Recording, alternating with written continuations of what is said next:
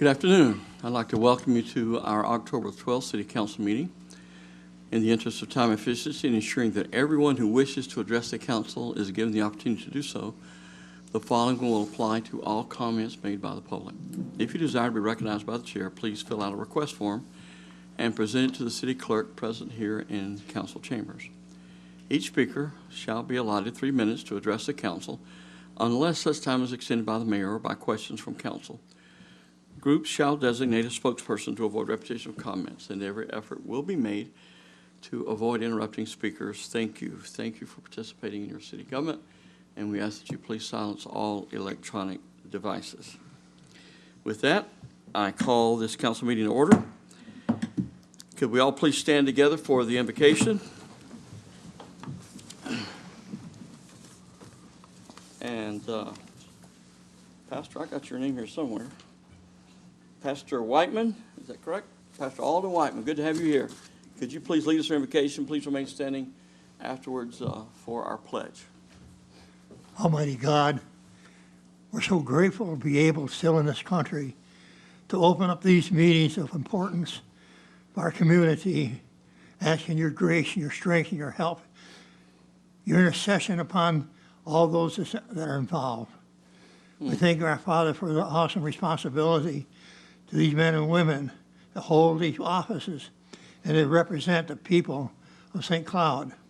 Pray for our city manager that has a great agenda before him in the decisions and the spending of all the money that he's involved with. Pray our Lord you'd intercede for all those others that are very much involved in the well-being of St. Cloud. Bless this meeting abundantly. Father, before we finish, when we pray for Israel, for those that's going through such terrible, terrible trials at this time, for those that honor Israel, might you bless them. And those that dishonor, those that are against what's going on right now, just to put their stamp of approval upon the violence.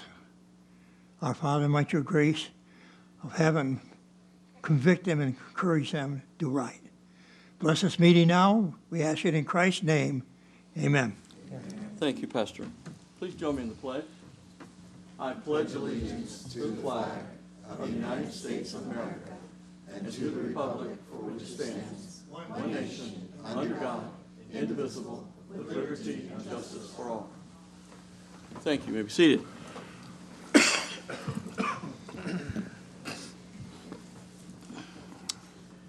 Madam Clerk, will you please call the roll?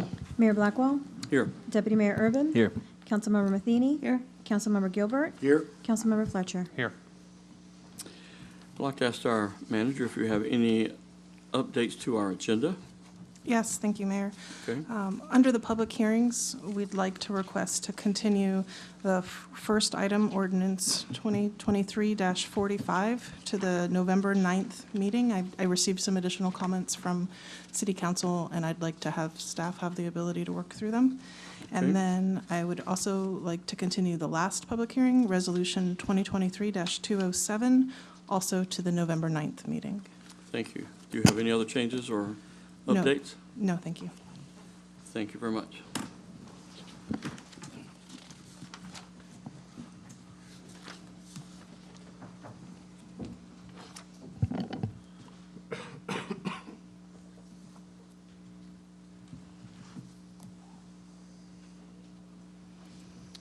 I'd like to invite Tammy Douglas up to the podium.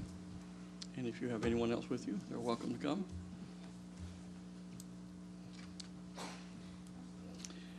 We have a proclamation that we'd like to share in recognition of National Domestic Violence Awareness Month. Whereas Help Now is the certified domestic violence center that has provided services for survivors of domestic violence in Osceola County for the past 40 years, and whereas 24 acts of domestic violence occur every 60 seconds in the United States, and in 2020, Florida reported more than 106,515 incidents of domestic violence, of which 2,267 occurred in Osceola County and 198 murders statewide, And whereas the problem of domestic violence is not confined to any group or groups of people, but crosses all economic, racial, gender, educational, religious, and societal barriers and is sustained by societal indifference. And whereas we encourage domestic violence survivors and their families to seek assistance from appropriate victims of domestic violence services and the City of St. Cloud Police Department.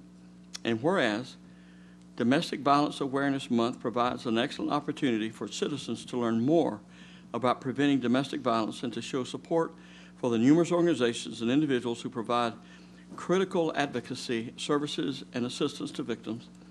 And whereas the efforts of Help Now of Osceola and the Osceola County Domestic Violence Task Force and its supporting community members organizations in combating domestic violence is duly recognized. And whereas the City of St. Cloud is committed to restoring the right to freedom from fear in our home and freedom from fear in our community. And now, therefore, I, Nathan Blackwell, Mayor of the City of St. Cloud, do hereby proclaim October 2023 as National Domestic Violence Awareness Month.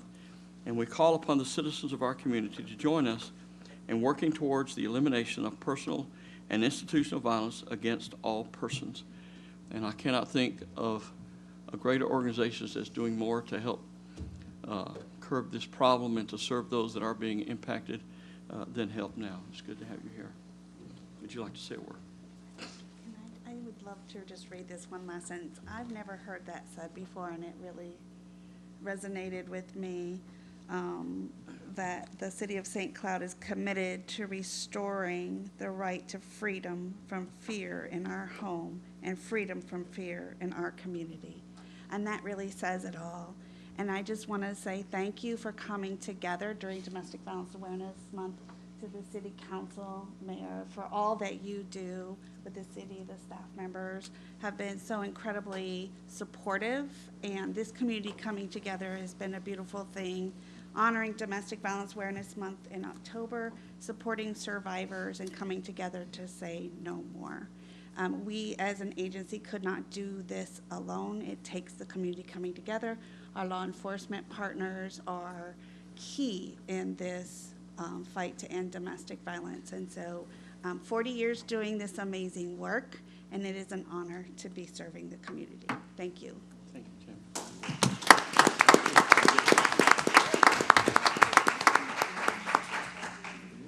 I think I already talked to staff about doing that. Whatever. I don't know if they did it. But yes, we can.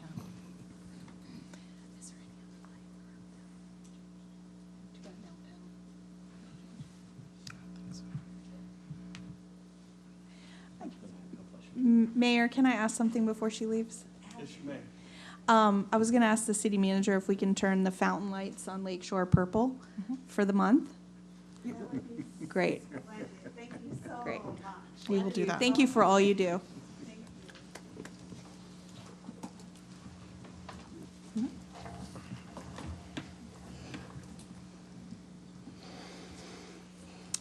At this time, as soon as the podium gets turned around, we would like to invite Mr. Todd Swingle up to give us a presentation from Toho Water Authority. It's good to have you here today. Thank you. Thank you for the time and allowing me to join you this evening. I'm happy to be here. It just passed the one-year mark of us taking over management responsibility for your utility system. And so we'll give a little bit of an update tonight on that. When we first met and talked, one of the commitments we made was to continue the maintenance management out in the distribution system as well as other improvements, and we have continued that. We've continued the flushing program and have actually expanding that or embarking on a new expansion of that flushing program to this entire area in green that is starting this month. That flushing is going to continue for quite some time. We'll just continue to work through that. We have, however, been able to bring that back in-house, and we're using in-house staff for that rather than outside contractors, which we think do a better job and at a lower cost as well. The other key was for how we're managing Water Treatment Plant 4. You can see here these two graphs. Both, one is the color measurements at the plant, the other is complaints. So since that October timeframe, we've managed to greatly stabilize operations and reduce the color-related complaints out in the system. A lot of what we've done is really just aggressive maintenance management of the plant, as well as optimizing operations. So we've made some changes in how the resin is added to the plant. We've made some significant changes in the cleaning protocols that are inside the treatment processes, as well as in the existing polishers that are there. And so those were things that we implemented immediately and that do continue on today.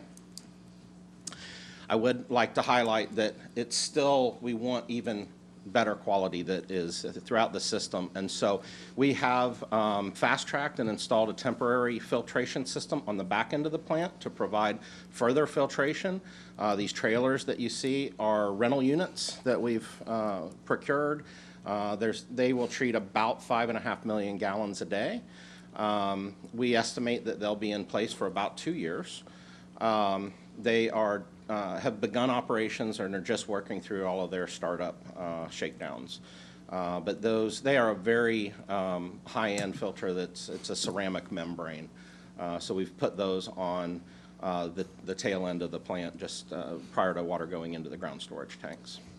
Additionally, we've prioritized quite a few water interconnects between what was the Toho system and the St. Cloud system.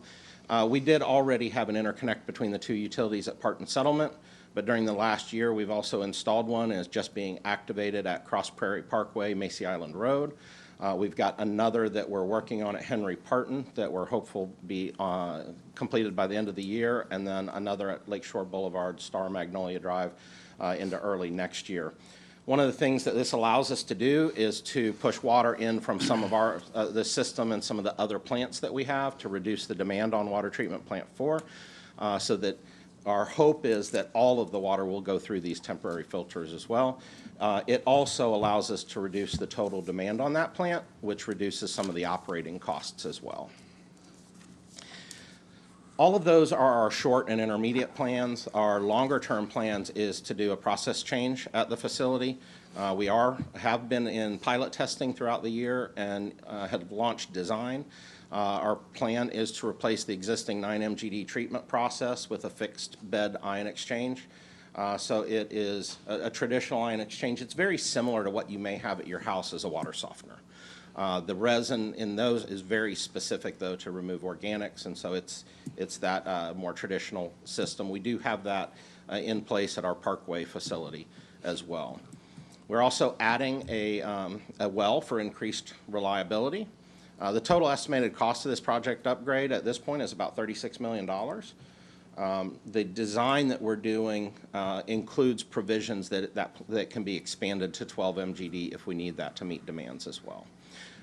As I said, we're fast-tracking that, so we're targeting a mid-2025 completion for that plant, which is a little over 2 years for full design and construction, which, if any of you have been involved with building plants, normal plant, 4 years would often be fast, and in some other large entities, I see time periods of 6, 7, and 8 years. So I will say that's aggressive, and one of the pieces that we may be dependent on is electrical components, because we are seeing electrical component deliveries that can be out at 1 year or more. But we are doing early procurement with our construction manager at risk, and we'll do early procurement of long lead items to help facilitate that schedule. Other capital projects, one of the primary areas that has been our focus is up the Narcoossee corridor, where the system has for some time experienced pressure complaints. We are doing active pressure management in that area, but we've also made some improvements as well. We installed a temporary booster pump on the pipe systems that we had along Boggy Creek Road. Went through, secured a temporary easement from a resident and permitted and installed this system to help boost pressures into the northern extremity of that Narcoossee area. We worked with you for the easement. We appreciate that. For the ranch well, that well is being drilled as we speak. That well will produce, and I'll apologize, I don't know the exact volume of it. I think it's about 3,500 gallons a minute. that water will directly provide, or that well will directly provide water into the irrigation systems so that we're not straining the water plants or all of the piping systems to get there. And we're also not incurring the cost of true potable water. It is groundwater. It goes against the permit, but it'll allow us to relieve a lot of the pressure demands in that area. Again, we're hoping to get that online by this spring. In the April 2024, we've got some constraints with switch gear and fuses, and so we're still pushing hard toward that, but that's a challenging deadline. Again, this is a project that we've turned around in just a little over a year. New water mains and then the Nolte Booster Station, really these are additional improvements to get water that's coming out of predominantly Water Plant 4, and then ultimately when Cypress Lake is brought online, to be able to move water up into the Narcoossee Corridor, Center Lake area, and all of those. Continued capital projects, we've moved forward with the Hickory Tree Water Main. The Northeast Booster Station is in design. We expect that to be completed late 2024. We have downtown water main replacements for undersized and aging mains, including several crossings of 192. I am proud to say that that's also places that we've secured grant funding assistance on as well. Pine Lake Estates water main upgrades, that's been an area that there's significant breaks that have occurred. That project's in design as well, and we expect it to be complete in early 2025. We've also secured legislative appropriations from the state legislature on that project as well. And then finally, the wastewater pipeline condition assessment. So probably the largest, one of the two largest sewage force mains in the system pumps from Lift Station 5, which is near the lakefront, down to the wastewater plant that's located at the golf course. And that is a metallic main. Anytime you have metallic mains, those are a maintenance concern that we need to continue to monitor. So we've brought in a contractor to do a complete condition assessment on that main to know if there's any needs that we have for repair, replacement, upgrades. We've also already secured a design engineer in case we do need to do any replacement designs on those as well. Continued capital projects, as you're well aware, there's a lot of development going on, and so much of what we're doing as well is interfacing with the development community. There's greater than 100,000 feet of pipe that's moving forward as part of developments, and an additional 20,000 feet that we have in design and construction to supplement system expansion. Other transition updates. We're continuing to work toward a merger of our customer information system. That is our software platform that manages all of our billing, all of our data, all of the, and that type of information. We actually use the same vendor, but because they were installed, they have different installations, different policies. It's not as simple as just merging the two databases together. So we're going through a series of upgrades. We're upgrading the main Toho system first. We expect that to be in the first to second quarter of next year, and then about 3 months after that, we'll pull all of the St. Cloud, former St. Cloud customers onto that merged system. At that time is when they will all have a single system, and there really won't be any differentiation between the two customer bases. Right now, there is differentiation in that these two systems operate independently, so the customers here in St. Cloud come through the St. Cloud call center, and then also have a slightly different account number. But once this merger of that system is made, they'll all be managed through a consolidated call center. And so the other piece that I do want to note on that is back at the beginning of the transition, we had put all of the customers onto our rates. There were a few little differences where our tiers didn't quite match. Our interlocal agreement required us to implement that by October 1st. That was done. So now the rates are fully, all of St. Cloud customers are on full Toho rates, matching tiers. There is no difference between any of those rate tiers. So across our entire system, we have a leveled rate structure. Toho's transition to CityWorks, one of the things that I emphasize to our staff throughout this entire process is that we want the best of both worlds. And so this is not pull St. Cloud systems into Toho. This is take a look at how Toho had historically operated, take a look at how St. Cloud had operated. One of the changes that we made that we thought was prudent was historically St. Cloud was using CityWorks for its asset management system. It's a GIS integrated system. I happen to really like it. I was maybe here when it was selected. So Toho is actually converting all of our asset management systems over to CityWorks as well. We are evaluating changes to the advanced metering infrastructure system. So throughout our footprint, we have meters that measure how much water goes into a house, but then there is a device called a MTU, or a meter transmission unit, and that sends those meter reads back electronically to our back-end billing systems. Right now, that uses a network that is predominantly radio towers. We have 2 vendors, Aclara and Neptune. We are going through an evaluation of 3 vendors, Neptune, Badger, and Smart Earth Technologies. And these are all cell-based systems, so they reduce our dependency on those towers. And we're taking a look at whether we will select 1 vendor or perhaps even 2. There's some increased cost of having 2 vendors on the back end with having to run 2 IT systems to pull in the information. But as we've all seen, supply chain issues and other challenges of being entirely dependent on 1 vendor is challenging.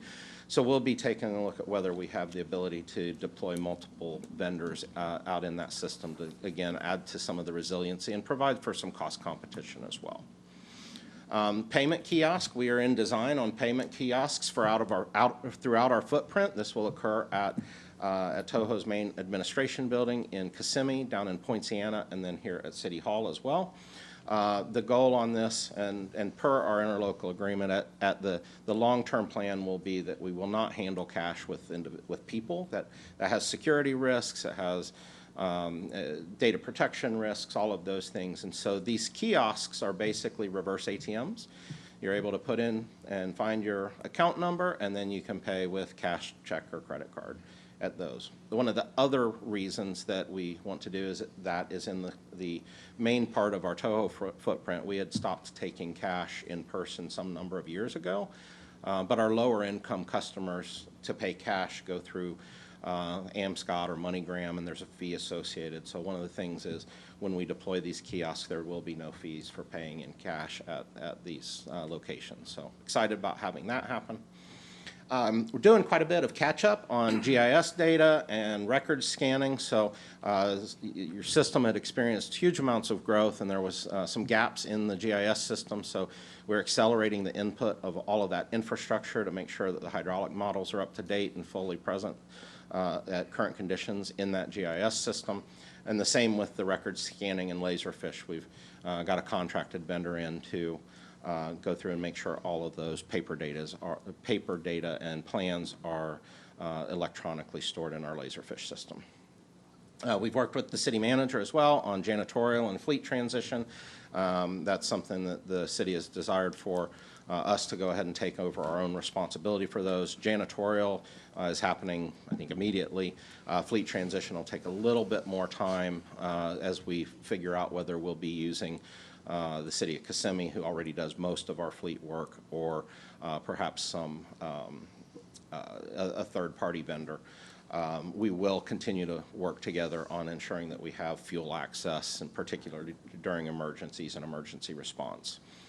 And then finally, related to rates and rate plan, we have implemented, our board passed our rate increase for this year. It's 5%. That we do anticipate that will continue at about that level. As we've all seen, inflation has been very significant. Just in the last month, we received increases from our chlorine vendor, increasing rates from 80 cents to $1.39. So that one increase was about between $1.5 and $1.8 million just in chemical costs. What we have seen around the sector is that That's about the average increase that's occurring. We're seeing many utilities that are not positioned well that are up in 7, 8, 9, and even quite a few places that are in double-digit rate increases. So we continue to want to make sure that we moderate, that we prepare for the future and moderate those rate increases so that our customers can plan on those as well.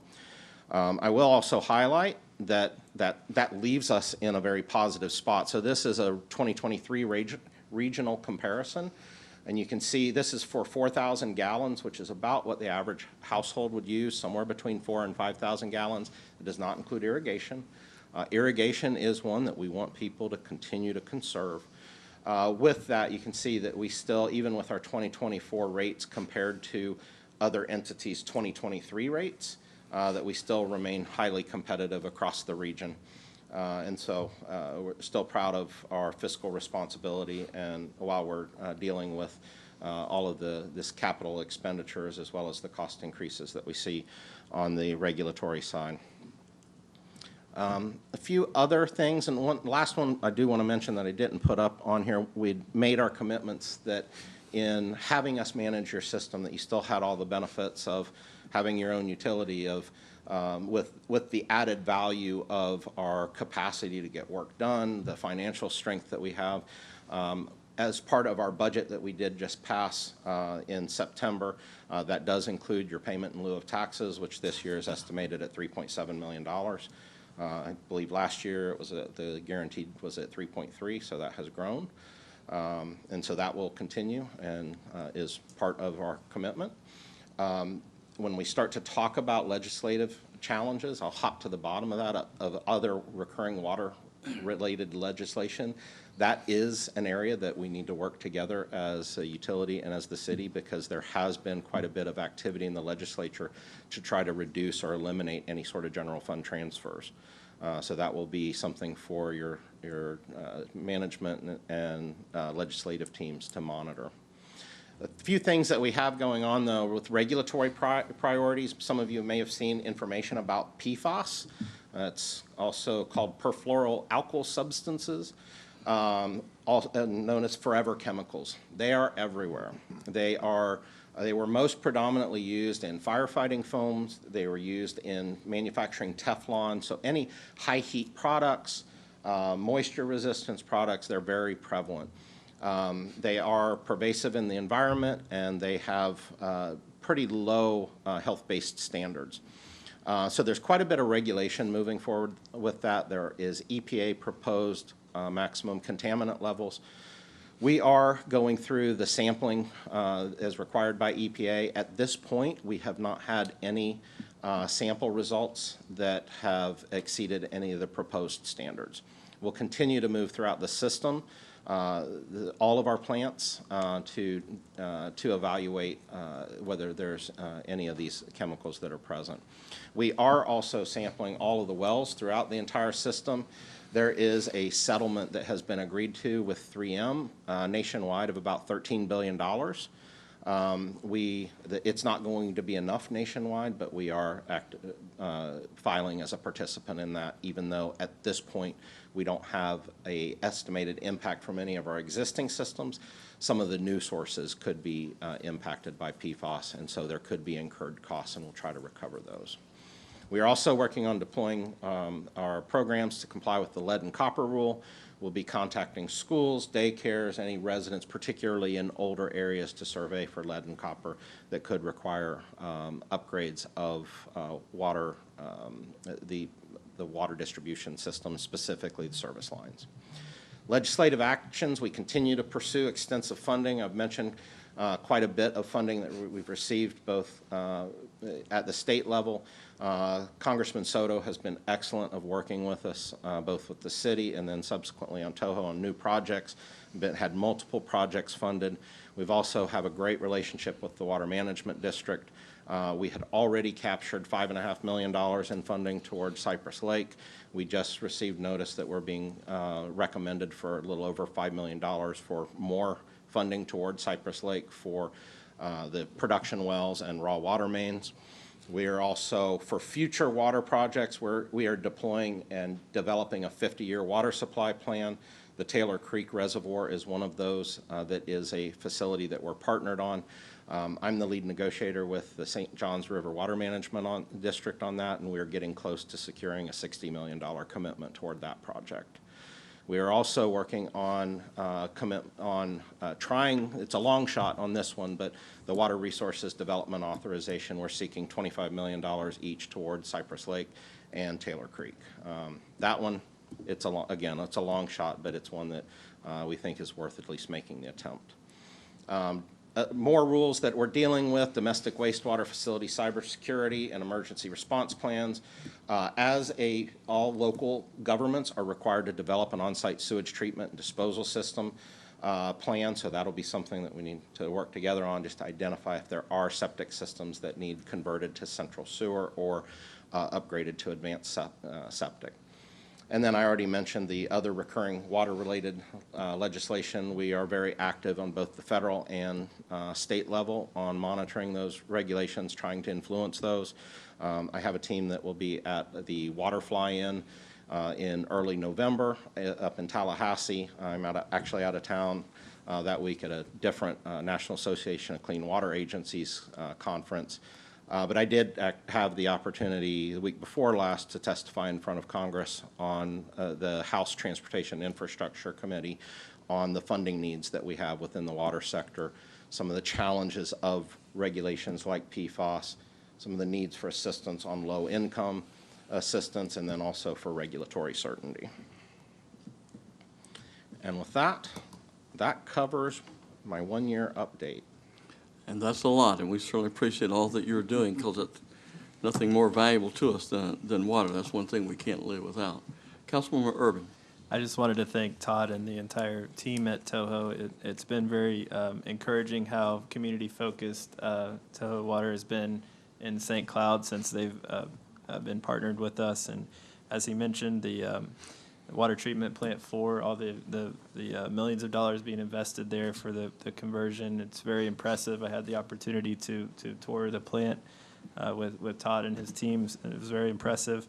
The one question I did have when you mentioned the rate increase, and I know it's hard to play hypotheticals, but if the city had never went into this interlocal agreement, in your professional opinion, would we have been able to avoid a similar rate increase ourselves, given the economic circumstances? In my opinion, you would have had exposure for even higher rate increases, because as a smaller entity, that becomes even more challenging. And again, some of the improvements that we're making and accelerating were going to be needed. And so your capital funding program would have had to adapt to address those capital funding needs. Right. Thank you so much. And again, I just wanted to thank you and your staff for everything. Any other questions, comments? Thank you very much, Todd. Yep. Thank Appreciate you. all the work you're doing. This time we have a presentation by the Economic Development Division regarding our quarterly economic development report presented to Toho Water. Good evening, Antoinette Forbes, Economic Development Director. My intention is to give you the quarterly report for July, August, and September of this year. As usual, I try to provide you a holistic versus St. Cloud perspective. So in this case, when we talk about the region, we talk about the 5 zip codes that represent St. Cloud. So not all of it is necessarily St. Cloud, but it is the region of it.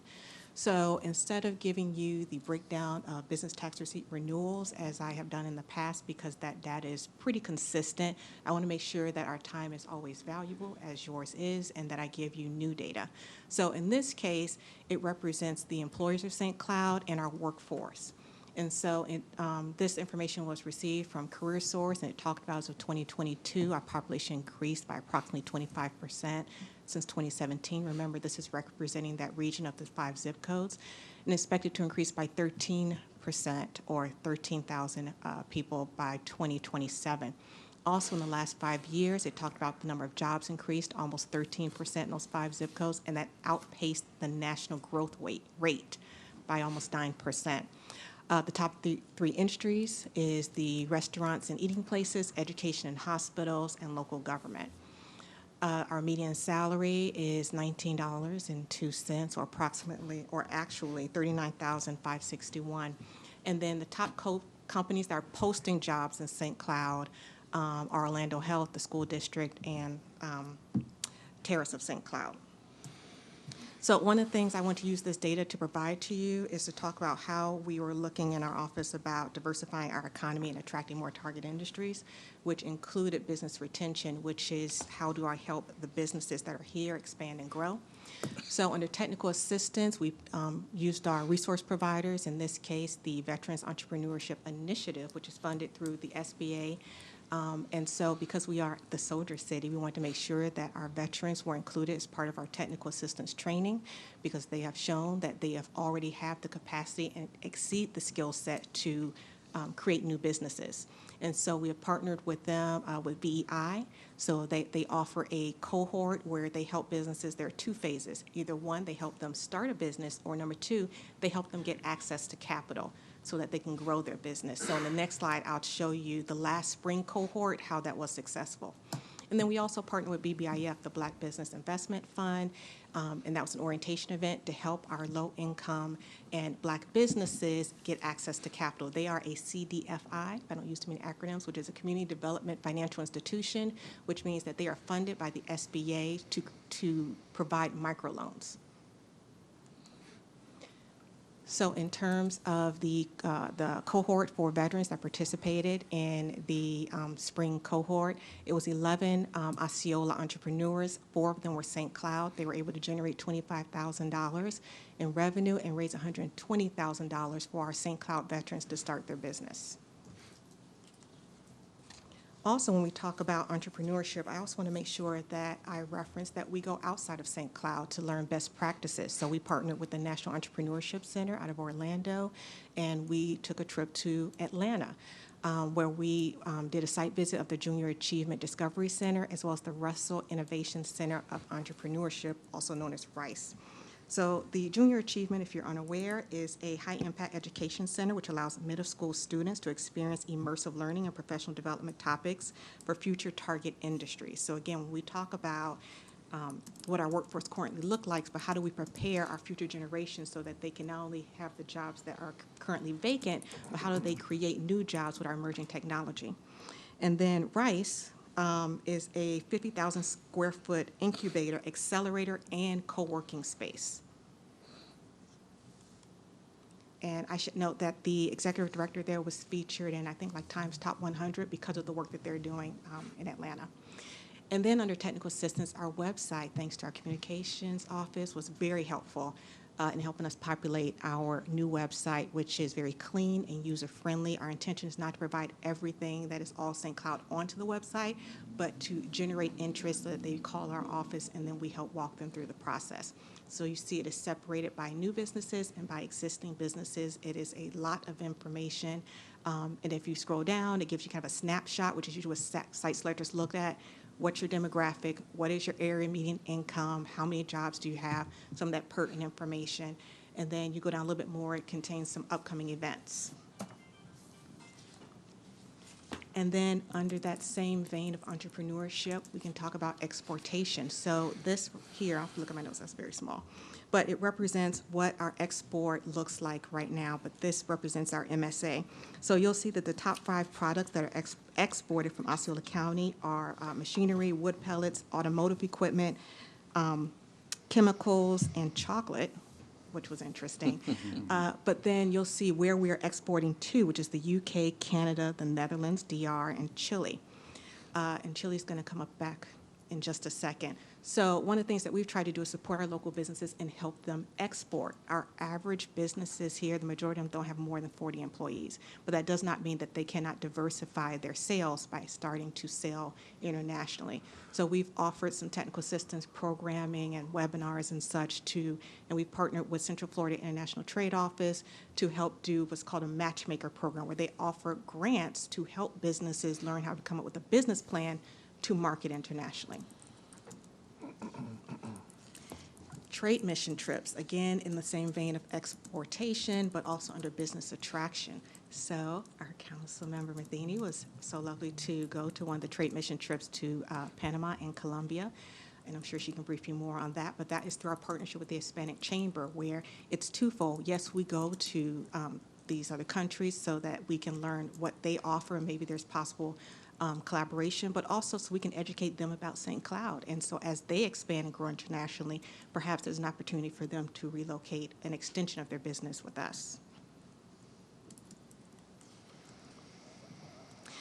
Staff also met with the Consulate General of Guatemala. It was hosted by the Central Florida International Trade Office. And her name, which I'm going to butcher, is Natalie Marcela Sagakumiste. Say that very quickly so you don't notice I mispronounced it. To discuss foreign trade options and exportation opportunities with our local businesses. Also, under a business attraction, we are always trying to market ourselves so that people realize there are a lot of things happening in St. Cloud, and there's lots of business opportunities. We were featured in the VEI program, was featured in the Osceola News Gazette. We also continue to do our monthly newsletter. There are two, one for attraction and the other one for retention. And so at this point, we have a little over 3,800 subscribers to that monthly newsletters that go out. We also did a commercial with our help of our communications department, which did an exceptional job helping us market our downtown. We've now started to pass out that commercial to some of our affiliates and resource providers so they can also help us market. That is also featured on our ED website. And then upcoming activities. So we are preparing for our Downtown P3 project, which is another word for our mixed-use parking garage. Business grants will be coming up. That is an item that has affiliated with an item that's on tonight's agenda that we hope to start that October 30th. Ola St. Cloud is scheduled for November the 16th at 5 o'clock, which is a Thursday.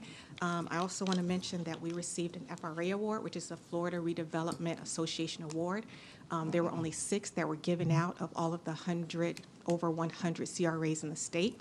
This is our first FRA award. So now we have an IEDC award, which is for Bikes and Bites. And now we have an FRA award for Ola St. Cloud. Our annual business survey should be taking place at the end of this year. This gives staff the opportunity to figure out some basic information about our businesses, like demographics. How many employees do you have? What is the average wage? How do you market yourself? But more importantly, it helps us learn what new programming we need to address some of our business concerns. What are their perceptions of St. Cloud? How can we make some modifications and changes? So that usually goes out about November, December each year. And then the business initiative report, which is about a 20-page white paper. It's good bathroom reading, but it helps us, again, market to other businesses outside to say, here's what the composition of our businesses look like, and here's why you're a good fit. We are preparing for the spring launch of the Veterans Entrepreneurship Program, and of course, the Seaplane Master Plan finalization. So that is the conclusion of our quarterly report. Do you have any questions? Well, Ms. Ford, we certainly appreciate all the work that you and your team are doing. You can certainly see, I can certainly see the evidence of what you're doing. I've gotten just recently several responses from the Hispanic community thanking you for all of the support that you've been able to give them. And thank you so much for your leadership. Mr. Fletcher. Thank you, Mayor.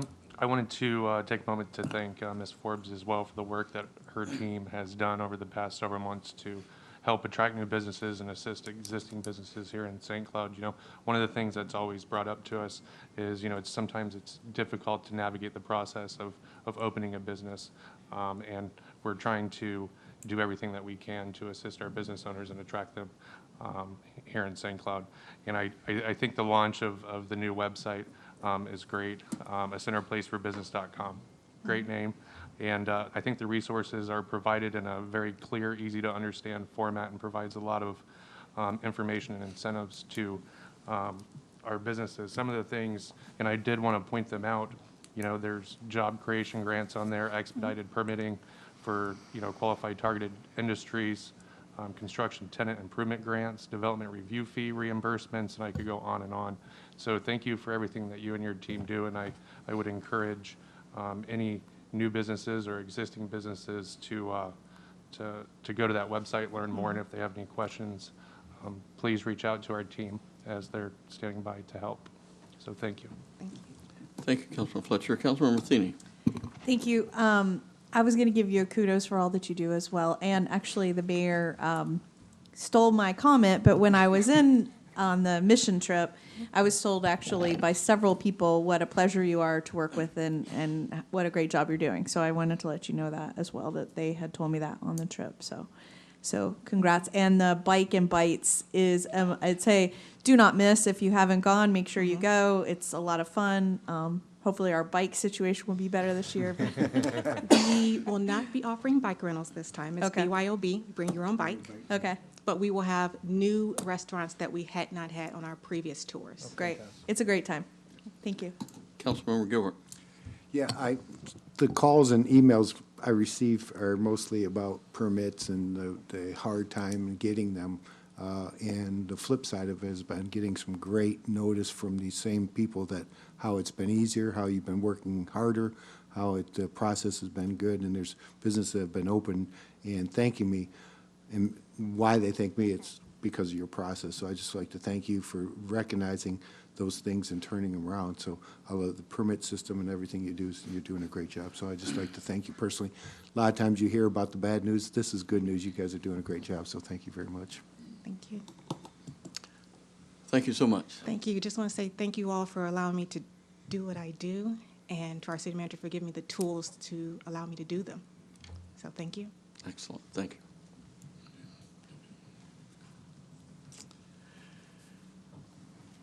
The next item on our agenda is our Citizens Forum. Any person who desires to comment on any item not in this agenda is provided this opportunity to address the City Council. Each person is requested to complete a signing form to be presented to the presiding officer prior to or as soon as is practical thereafter the person addresses the council.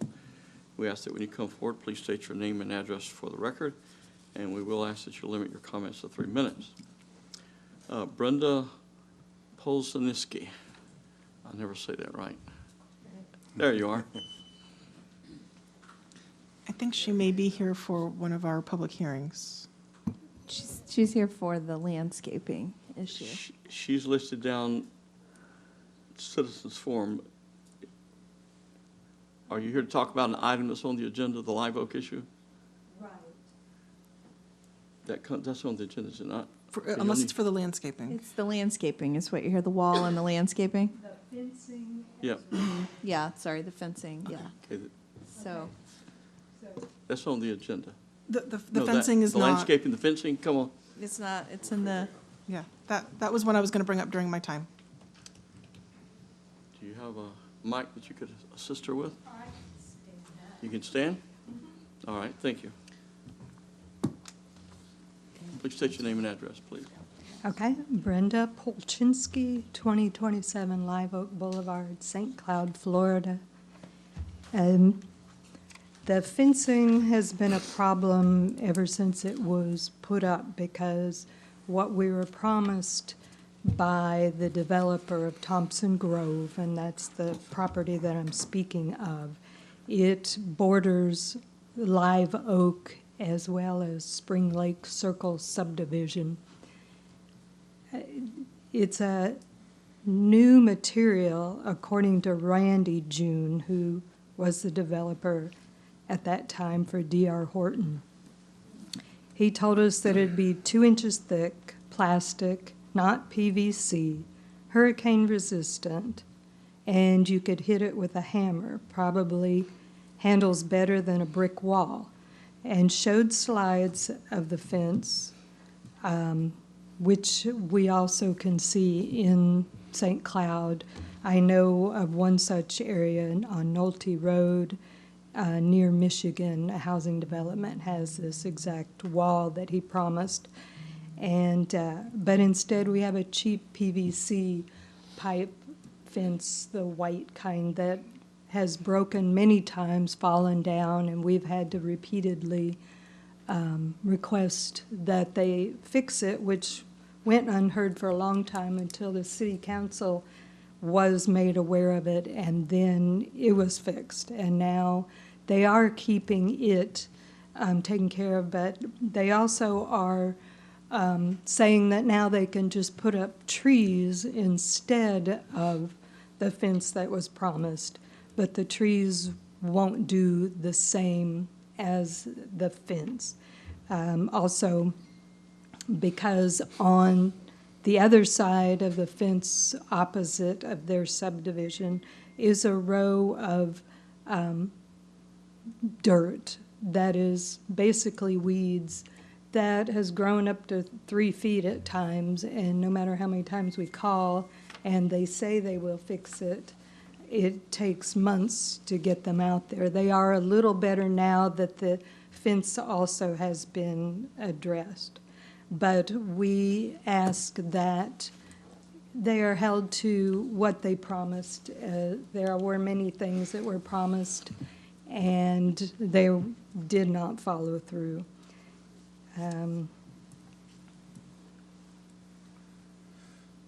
But I also lastly have to say that my neighborhood was not informed about this issue tonight, and therefore there's probably no one here that will also talk about that PVC fence. All right.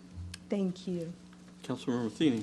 Thank you, Council. This is the item that I brought up 2 meetings ago, I think it was, where I had said the frustration of developers that come up and they'll say things or they'll make promises to communities and it won't be in the meeting, and then unless we specifically, a lot of things are happening in the meetings and then we make decisions based on what we're told, and then it's like, oh, well, it wasn't written down, we don't have to do it. So then I had asked if the city manager and team could go back to the developer and make them build, what they promised. And I believe everyone got the email that had the landscaping plan, and it also showed the fence that they were supposed to get, which was supposed to be several inches thick and not the flimsy PVC white fence, which is what they got was the flimsy PVC white fence. So I think this was something that the city manager was possibly going to bring up in her time, but if it was okay, could we discuss it now? Sure. But I got the landscaping plan, and I know I had said, sure, I'll look at it, but it better be a heck of a plan for me to, trade them for what they were supposed to build versus, whatever. I think the challenge is it's on the outside of the fence, and so, out of sight, out of mind. I just think no one's going to maintain it. There's going to be all these shrubs and things, and it's just going to be, they're having trouble already outside of the property fence, and they have to continually call. My position of it would be for them to put the fence in that they promised. I understand somebody bought it, they didn't know, that's not really the city's problem. It's, that's between him and who they bought it from. But my recommendation would be to put the fence in per what was promised. Because that fence, I have the same fence in my yard. I know it's not going to last forever, and but I think they should put in what they promised. Mayor, thank you. Mr. Tomek has been working with the builder as well as with the city arborist, trying to work on a landscape plan that could be presented to you this evening. If you would like, we can show you the plan, and he can explain to you the history and where we're at right now. We would like. Be happy to, Mayor. I guess it was supposed to be the last presentation. Oh, these guys are wonderful. Okay, so the city manager asked me to work on this. Gosh, it's been 6-9 months, yeah. So in doing research on this, I guess there were some neighborhood meetings between the developer at the time, June Engineering, and the residents of the area. And also there were some public hearings with you all, except you all may not all have been on the council at the time because it was a while back. I think it was 2021. So basically what happened was they committed to the residents. There we go. They committed to this type of offense. I got snapshots from one of the citizens as well as from the meeting, they actually showed the fence. So this is kind of what they were supposed to do. It's still a vinyl fence, but it's got the little brick indents in there. And it's supposed to be a little bit stronger than the normal vinyl fence. So what happened was the applicant for that process did not put that all in their plans, and nor did the city make that a condition of approval for that project.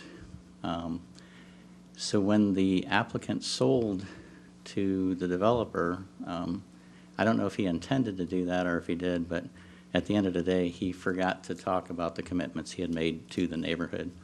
And so the developer prepared the plans. This is the development as we know it, Thompson Grove. And basically, D.R. Horton, who's the developer, turned in the plans, got the approval, built only part of the fence, so they didn't even build it all the way to the back property line. They built it to there's like a little retention pond in the middle, and then another, let me see if I can get this thing to work properly. I can't. So, and then along the houses that are on that western border, which looks north from this viewpoint, they put in a PVC wall or fence. So when we got notice that, hey, they were promised a different kind of fence, and the fence was supposed to go all the way to the back property line, we started researching it, found out that there in fact had been a commitment. So then we talked to D.R. Horton, and they said, oh, nobody told us that. And by the time we did, they already had their certificate of completion, had everything constructed according to the plans that were approved by the city. So they thought everything was fine. So they went back to the applicant, finally got him to say, oh yeah, I did make that promise. So it took a while for them to get the plans together. But in the meantime, they said, hey, the fence is going to get ugly like all vinyl fences over time. So if we could come up with a landscape plan that would grow over time and screen both that fence and, you know, kind of the view from the adjacent property, would you be willing to consider it? We said, sure. So they started working with staff, and staff did a great job coming up with a plan that would eventually screen that fence, but also provide some trees that would last a long time. So as the fence tends to deteriorate over time, what we're talking about is all along that border, basically a southern live oak, 2 magnolias, a southern live oak, 2 magnolias. So they're talking about 24 live oaks and 46 magnolias being planted along that fence. And basically, the southern live oak has got a good root structure. The city arborist kind of worked with our community development folks to kind of make sure that they were positioned to where they would grow over time. So between the live oaks, whoops, went too far. That's supposed to be for the end. That was supposed to be the end of the meeting too, by the way. So I'm not corny all the time. And the magnolia, they would actually grow in. Staff also got a commitment for a minimum 3-inch caliber trees. So basically you got them at 14 to 16 feet at planting. So about every 25 feet you'd have a tree. They'd have a drip irrigation system so that the trees would get established. And oaks and magnolias are native to the area, so at the end of the day, they would grow in, and they would grow over time into a really nice linear forest over there. And then they wouldn't have to see the fence. So in our opinion, we think that is a good option. You know, the developer was not aware. I don't think anybody's lying to us. I think the folks were looking for a level of quality. At that time, had we talked about giving them a nice screening with these kinds of trees, they may have gone for that. We don't know. So at the end of the day, if you all would rather, and they are going to extend the final fence to the corner property as well, but the trees are all going to be planted on the outside so that over time everything gets screened. On the backside where the stormwater pond is, the fence has to be moved back because the city arborist said the growing conditions weren't as great down there because of the slope and a ditch. So they're going to move that fence before they install it back so that the trees can be planted appropriately at the right elevation so that they would survive and thrive. That's kind of where we are. You know, it's kind of a bad situation, I guess, as far as communication. We missed it. The developer missed it. You know, and the residents are sitting there looking at a fence that's falling apart. When we did talk to them as well, the homeowners association is fully aware of this. They are maintaining it at this point, so we did get that clear to the folks. So they are doing that. And then with these trees, they absolutely are going to put irrigation there to make sure they grow. If you all are okay with that, we would make them submit a plan to staff so that it's a revised plan for the development, which means then they would have to maintain that over, you know, long term, and they're responsible for maintaining it in the condition that we approve it. Okay. Councilmember Fletcher? I think staff's done a good job of trying to fix a horrible situation overall. You know, there was going to be a fence out there, and now we have a fence and then additional landscaping. I really think that there's two issues here. One, and echoing the comments that Councilwoman Matheny previously said, if you say it in this room, then that's what we meant. Was the resident aware of what we're being presented with today? I just So this is news. This is news to you. Okay. Yeah, I just emailed the plans to them today. Okay. That we got. And once not everybody's going to be able to respond as quickly.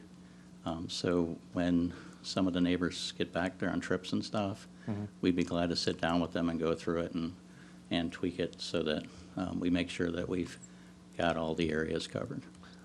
And then, so when they submit a revised plan and it's on record, so it's going to show the landscaping, it's going to show the fence, the revised fence, and then they have to maintain it. If they don't maintain it, then code enforcement action could sir. happen. Yes, sir. Would that be delivered, and then eventually that would be delivered to the HOA? Yes. And then And that's the concern. is the HOA's concern, hey, now we got to maintain something that wasn't Right, part so of that's the why we original need, approval? and that's why we need it on The the plan. approved plans. Okay, thank you.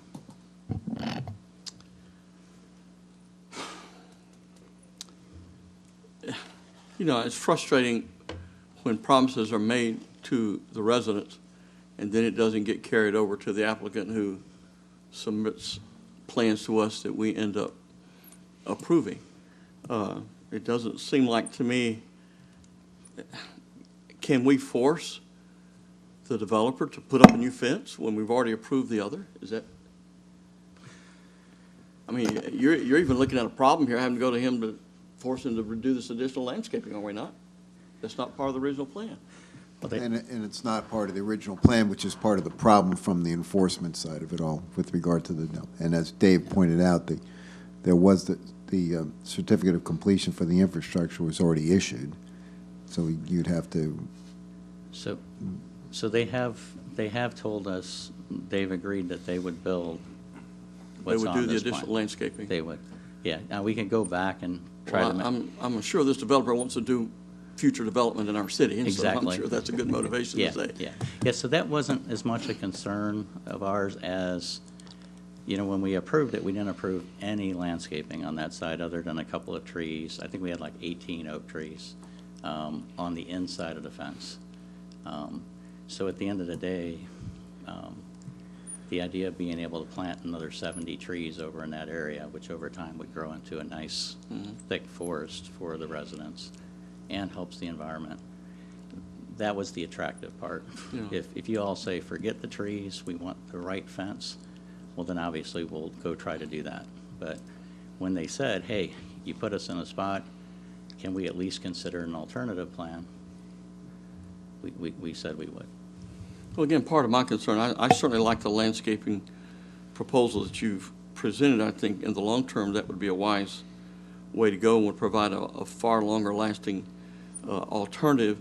My concern about landscaping is it's got to be maintained. And it's got to be maintained consistently for a significant period of time in order for it to take root and become a solid buffer that we're wanting it to become. And that would certainly have to be part of what we're asking. Yeah, that's why Or we- not just asking, but we're requiring the developer to do if, you know, if he agrees to this. Is that, I Yes, assume sir. that's part of the. That's part of it, perpetual maintenance. They are going to have to irrigate it. That's why we stayed away from shrubs and, you know, how they do the cute little roads of the small shrubs and stuff. That's why we stayed with the full trees, and because with the irrigation system, and once they get rooted in, they have a much better chance of survival. And the trees that we've selected are actually good trees for the area, and we'll make sure the arborist is part of the planting. Do we have any other comment from council? Do we have the opportunity to Put your let, mic down. oh, I'm so sorry. Do we have the opportunity to allow the homeowners to look at this since it just came out today? I mean, they may say, oh, that's a great idea, great fix, and then everybody's happy. You know, somebody had one job and didn't do that one job. You know, Yeah. and that's how it goes. But I mean, at least that might be a solution that the homeowners say, yeah, it's a great idea, and go with it, so we don't, is that a viable way to go? Yeah, we were asked to bring it back to you all. So if you're okay with that direction, we'd be glad to get together with the residents and work through the plans. Then do we have a consensus on that from our council? We have a consensus for us. Move forward on it, please. Okay, thank you. All right, thank you. Thank you very much. Well, wait a minute. You guys, Oh, there this they was are. supposed to be at the end of the meeting for all the dog and pony shows. Oh, my. Would anyone else like to speak during the citizens forum on any item not on the agenda? Come in. Please state your name and address for the My record. name is Please James submit a Dalton. completed form before you leave. My name is James Dalton. I have a residence at 1111 Wisconsin Avenue in St. Cloud. I've been here since 2011, and I was very excited when I saw the Planning Commission meeting where they started talking about ADUs, and that, I think, is going to give me an opportunity that I didn't have before. I'm kind of in a unique situation. I have a very small house and a very large lot, and my house is 700 square feet, but I have more than a third of an acre, almost. And what I would like to do, if it's possible, is to build a second larger residence on my property and then allocate or designate my existing residence, 700 square feet, as the ADU. So that is something I'm hoping is possible. I did, look at all the documentation and listen to the discussions. I understand my situation is a little bit unique, but I think based on all the information, it seems like it is a possible opportunity. And I did put together a letter, some drawings that I've created, some photographs of the general area, the two blocks, one of them I'm in and the one next to me, that shows the lot sizes and the utilization of those lots, including the residences and the accessory building units. And in my particular situation, there are, like my next door neighbor and many across the street from me, they have houses that are 2 stories, much larger than mine, and built on lots that are actually smaller than mine. And the reason this happened was, give you a little background, when I bought the property, it was originally 2 separate lots, and the owner wanted to sort of get more value from it by joining the 2 lots. And when that happened, I wasn't really aware of the consequences of doing that. So on top of that, the Historical Preservation Board, which I became part of in 2016, which was 5 years after I bought my property, that restricts me from adding to the house. And I can't put another residence on there because I have to have 75 feet on the street, but I have actually 100 feet on the street. And so that's my situation. I just kind of wanted to get a little bit ahead of the curve before the ordinance is approved, so that hopefully my particular situation is considered. Mr. Mazeris. Well, unfortunately, Mr. Dalton, it's problematic for you to get quote-unquote ahead of the curve when the ordinance hasn't been adopted yet. So I think we have to, as you know, this item, as the city manager indicated earlier, is likely going to be continued to the next meeting. Your issue would have to be interpreted and reviewed once the ordinance is adopted. Right. Yeah, I was aware that might be the consequence. However, I just wanted to bring it up because I didn't see that particular scenario, you know, Most of us listed. don't. Yeah, okay, Right. so I don't want to take up any more time. Thank you, I'm just sir. going to drop this off with the clerk for future reference. Would anyone else like to speak during the citizens forum? If not, we'll move on to the next item on our agenda, which is the consent agenda. The next portion of tonight's meeting is the consent agenda, which contains items that have been determined to be routine and non-controversial. If anyone in the audience wishes to address a particular item on the consent agenda, now is the opportunity for you to do so. Additionally, if staff or members of the city council wish to speak on a consent item, they have the same opportunity. First of all, is there any item on the consent agenda that staff or that city council are wishing to address? Mayor, I'd like to pull items A and C just for a quick comment. A and B for comment. A and C. A and C. Yes. I'm sorry. Anyone else? All right. We'll take a look at item A then. So I'm just going to make comment on both of them at the same time. I just wanted to say I'm happy to see these items moving forward and reaffirms the city's commitment to invest it in our emergency services, and great work by the chief, both chiefs, for bringing this forward and not wasting any time, especially as the city continues to grow. That's all I have, Mayor. Thank you. And the procurement And department. procurement. Okay. And would you like to go ahead and comment on item C?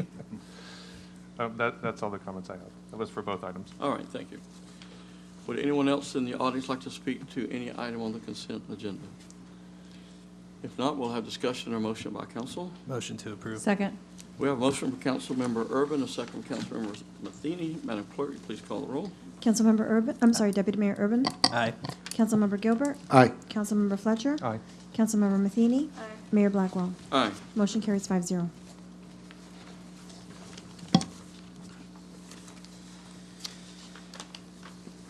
That brings us to public hearings.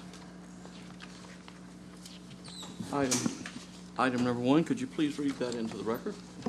Final public hearing for ordinance number 2023-45, an ordinance of the City Council of the City of St. Cloud, Florida, amending Article 2, definitions, Sections 2.1.1, amending Article 3, zoning regulations, amending Table 3-4, Table 3-5, and Table 3-9 of the Land Development Code, amending Division 20 Supplemental District Regulations, Sections 3.20.38, accessory dwelling units of the Land Development Code, providing for suburbility, conflicts, and effective date.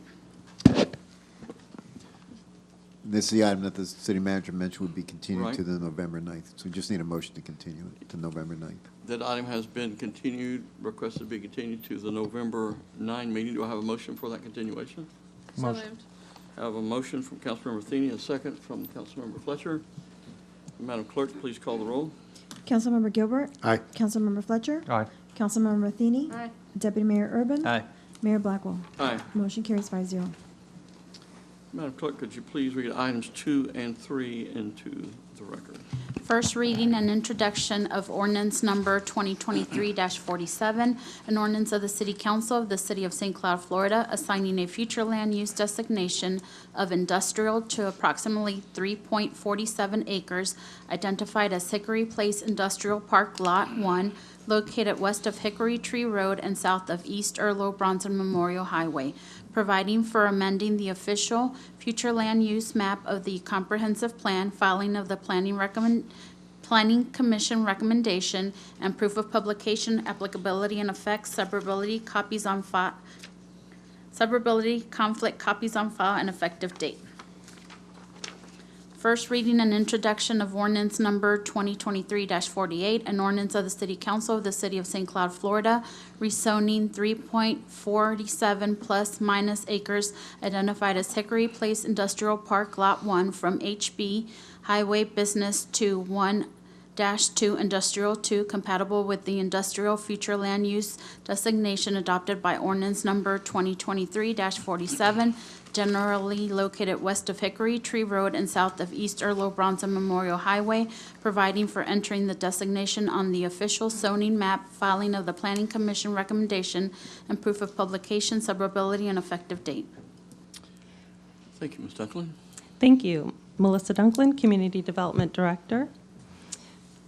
The cases before you tonight are for the comp plan amendment and zoning map amendment for the project known as Hickory Place Industrial Lot 1. The existing future land use is commercial. The requested future land use is industrial. The existing zoning is highway business, and the proposed or requested zoning is industrial district 2 or I2. As you know, the current use is not consistent with the current future land use and the current zoning. So the use that is currently in operation started prior to seeking approval. So they are here tonight to request to bring their site into compliance with the Land Development Code and comp plan by changing their future land use and zoning to industrial and industrial district 2 or I2, and this will have no adverse impacts on city facilities. The comp plan amendment and zoning map amendments were heard at City Council on January 13th, 2022, with the direction to address performance standards through an agreement prior to City Council rehearing it. The applicant has provided rezoning restrictions to address those performance standards, and this request is to bring the current use of concrete crushing and recycling into compliance with the comprehensive plan and land development code. The applicant has agreed to these restrictions that are shown before you. The hours of operation will be Monday through Friday, 7 a.m. to 5 p.m., on Saturday from 9 a.m. to 2 p.m., and closed on Sundays. And they are proposing that the material piles will be routinely watered at least every 2 hours during hours of operation to minimize the dust. They are also proposing to plant large trees at 3-inch caliper every 25 feet along the outside of the wall, and they are proposing to build a 6-foot tall masonry wall. And the final restriction on this slide is that no deliveries of materials outside of operation hours will be allowed. Okay. The additional restrictions that they've also agreed to abide by are the loading and unloading of trucks shall only be permitted during operation hours. The concrete crushing machinery shall not be operated, maintained, and or repaired outside of the hours of operation.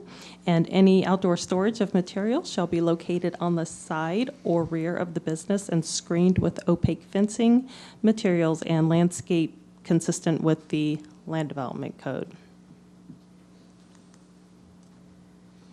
Here are graphic representations of the future land use and zoning maps for context. You'll see that the properties to the north and west are already zoned industrial.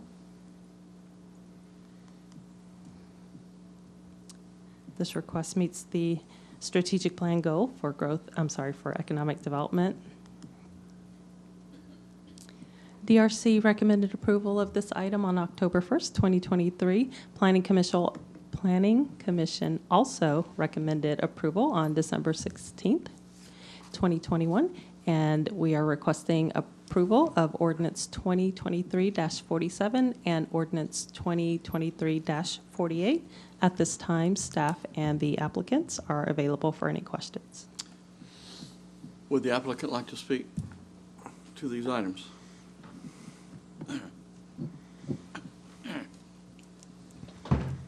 Appreciate it. Good evening, Mayor, fellow commissioners. Brent Spain, Theriac and Spain, 1809 Edgewater Drive, Orlando, Florida. I have the privilege to be before you this evening on behalf of Randy Wright and the applicant, Hickory Tree Industrial LLC. I don't have a long presentation. Obviously, we support the staff's recommendation of approval. We appreciate staff working with us. As you heard, this application was originally submitted back in August of 2021. It went to P&Z in December of 2021, had a unanimous recommendation of approval. It came before you all in January of 2022.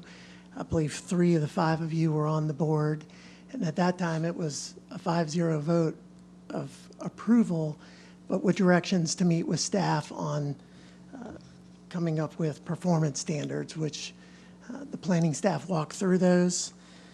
We think we've made a good faith effort to address all the concerns that we've been made aware of, one by limiting the hours, the days of operation, the dust, the noise, and screening the materials, and then ensuring that the machinery and the trucks are not dropping off materials or loading or running outside of those hours and days of operation. By comparison, back in January of 2022, the reference was to the Mashmeyer plant and the restrictions they had in place. I would respectfully submit we've gone above and beyond those. As you all know, the Mashmeyer plant runs 24 hours a day, 7 days a week, and they essentially had 3 limitations on them in the performance standards. One, they would have no deliveries between 11 p.m. and 7 a.m. And then the second and third restrictions were that they would just make every effort possible to avoid banging tailgates and backup beepers. So again, we think we've listened, we've ratcheted down this proposal.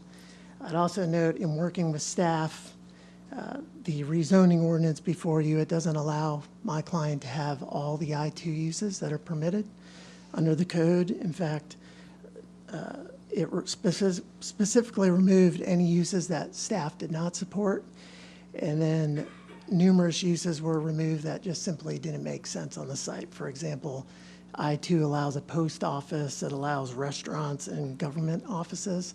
All those type of uses were also extracted. So to the extent that's a concern, that somehow it opens the door to every and any I-2 use, we believe we've sufficiently addressed that. So again, we appreciate your time. We're happy to answer any questions. Reserve a few minutes for rebuttal if any folks are here to speak about it. But on behalf of Mr. Wright and his entity, we appreciate you all moving this matter forward to a second reading in November. So thank you. Thank you. If you'll stand by. This time we'll have any comment that the public would like to make. I believe Brenda Polzinski, is that correct? Is that close enough? If you could please come forward and share with us once again your concerns.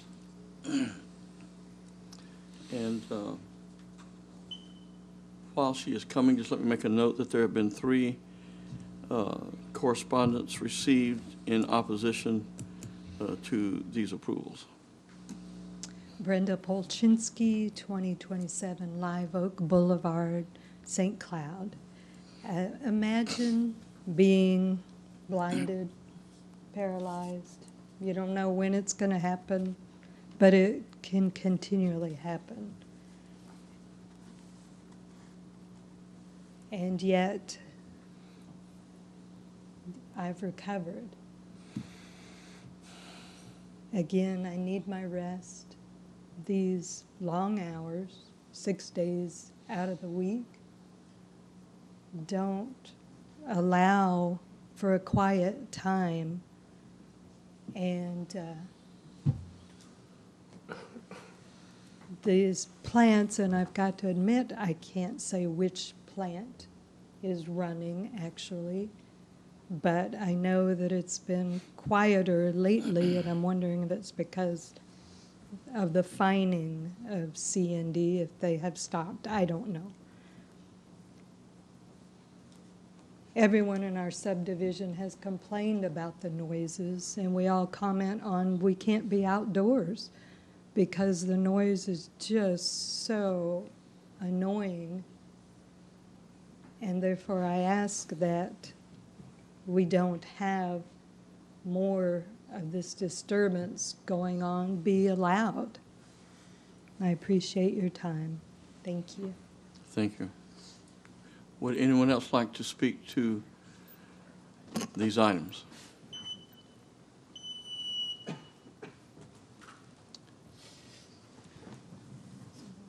Would the applicant like to address, once again, any items that have been addressed? If not, then we'll have discussion. Go ahead. I'm so sorry. Before you move on, I would like to, for the record, state that staff did receive quite a few letters of opposition as well. I would say approximately 10 today. Okay, thank you. This time we'll have discussion or motion by council. Councilmember Fletcher. So the applicant had mentioned there was a motion for approval with them to work out performance standards and then come back. But it's back as like first reading. I don't understand. If I may, Mr. Fletcher. So that motion that's referred to occurred in January of 2022. So when this item came back up, we provided the opinion and the response that the time between the first reading and tonight was too far. Essentially, that first reading was so long ago, the matter had to be brought back before you as another first reading, which is how it's before you tonight. So tonight, even if you were to approve the item before you tonight, it's not final approval of the item. It would have to move forward to your November meeting for final adoption. Thank you for that. And then, so there's a current code enforcement case on this property. I think it's right around, I think it's $100 a day from the time that, I mean, it was approved, and then they were supposed to come back to address it, and then that code enforcement case, I would imagine, would have stopped once it's done. So since they've basically waited 1.5 years to come back, and then we go ahead and we change, say this gets approved, what happens to the code enforcement case? It just disappears? No. So they would still be So required? there is an accruing fine on this property related to the special magistrate's order and code enforcement. I don't have the exact dates of how long ago it happened, but that fine, if the council were to approve this item in November, that would bring the property essentially into compliance. Okay. But there would still be an accrued fine that would have to be dealt with between the initiation, the original compliance date that was set by the special magistrate, and then just presumably the November date when when the ordinance was approved. All right. Thank you for the clarification. Councilmember Gilbert. Yes, to the applicant, there's supposed to be a 6-foot wall, correct? I'm sorry, just jotted my notes down, have some questions for you, sir. That's correct. Oh, yes. Okay. Just because I happen to own a warehouse in Orlando, and they have a concrete crushing plant right next to our warehouse, and they have an 8-foot fence, and they're continually watering that, and we still get the dust and debris and the noise, which fine because it's in an industrial area off of Zell Drive between Orange Avenue and OBT. So the piles of crushed concrete are going to exceed the 6-foot wall fence, correct? They may exceed the 6-foot-high fence, but then there are additional, we've committed to complying with whether screening requirements Okay. are consistent with the LDC. And then again, our surrounding uses are all industrial, as was shown on the overhead. We have 2 concrete plants next to us. And I would gather that the 6-foot wall would help deter some of the noise as it does because the equipment isn't going to be that high in the air. But the screening is going to be imperative to keep, I guess, your stuff in your backyard, your dust, your debris, and all that in that area. Is that what the screen is made for, sir? Well, I think the screen is twofold. One, the watering every 2 hours is the primary factor for controlling the dust. The wall will help control the dust because there's not a wall there presently. Okay. And then the 6-foot wall is for continuity down Hickory Tree Road because that's what Mashmeyer has. So we'll not only have the 6-foot wall, we'll also have 3-inch caliber canopy trees every 25 feet, which will also help not only screen, but also further contain dust as the trees capture it. And obviously, any screening on site would just be an additional dust capture, but under your code, the reason for the screening is more to block view than to capture dust. Then take care of that. Yeah. Thank you for the explanation. I'm just so familiar with it because of having a location next to one of these plants. And in the noise, I think that wall will help take it down. I'd really like to see it be 8 foot, but that's just my idea because then it's above a 6'3" guy's eyes. But and then it would help with the dust and the noise. But I know that area. I feel for those residents. It's a beautiful area. All of St. Cloud's a beautiful area, and I'd like them to have an idea to get in their backyard and have barbecues and things like that. But thank you very much for clarifying for me that, sir. Thank you. Councilmember Urban. Yeah, I just would like to say I also received several comments from the residents in this area, including tonight. I definitely understand the concerns. I also feel like this is a way that the city can regulate this and make. Speak into the mic, please. I feel like we can. This is a way that because this business is already operating, this is a way that the city can regulate it and put some restrictions on it, like the hours of operation. So I do see the benefit to this as well, but just wanted to add that. Do we have any other comment? Do we have a motion?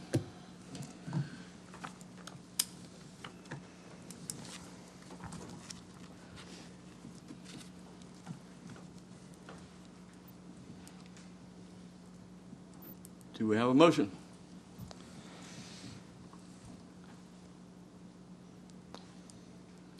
What do I do, Mr. Manzarek, if I don't have a motion?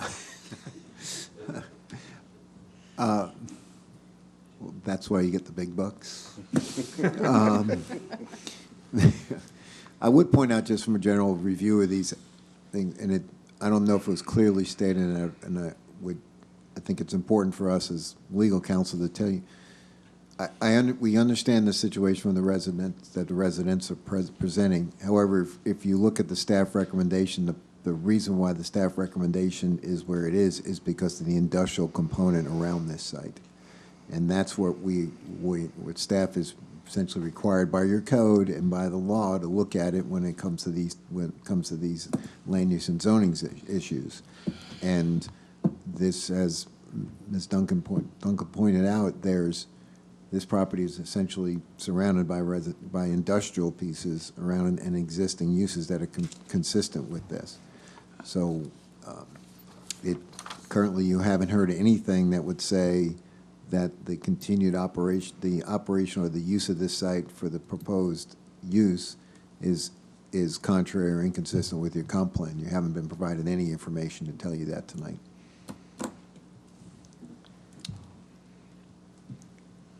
What brave soul is going to make a motion here? Well, if I could just say, this is the first reading. I would make a motion to approve the first reading with a request to see if the applicant could work with staff to mitigate any of the dust or effect of the residents across the street. I know the surrounding area is consistent, but there's residential across Hickory Tree Road, and anything that they could do, like maybe even planting trees across the street. I don't even know if that is possible, but anything to mitigate that effect. If they could work with staff on that, I would make a motion for approval on the first reading. Mr. Manzarek? Yeah, and Mrs. Miller just made a good suggestion. You were already talking about the prior landscaping issue, And I think she has volunteered staff to, and maybe representatives of the applicant to meet with the community to talk about potentially landscaping and additional items related to this site also prior to, prior to it coming back. So essentially a community meeting to talk about potential things. We would be happy, last time when we looked at this back in January 2022, that was kind of the direction that you just pointed out, Deputy Mayor Urban.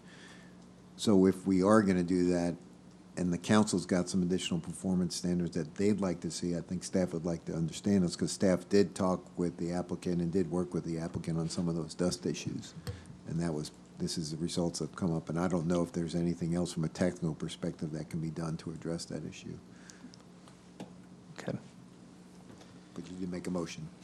Are you making a motion for the adoption of ordinance number 2023-47 with those conditions?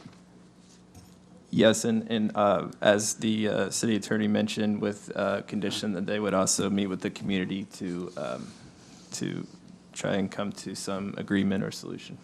And this is first reading. Okay. Now, I'll make a second, but I'd like to also make the same comment. You certainly have a right to develop this property as an industrial property, but, in combination with the concrete plant and now this kind of operation, the dust is a real problem.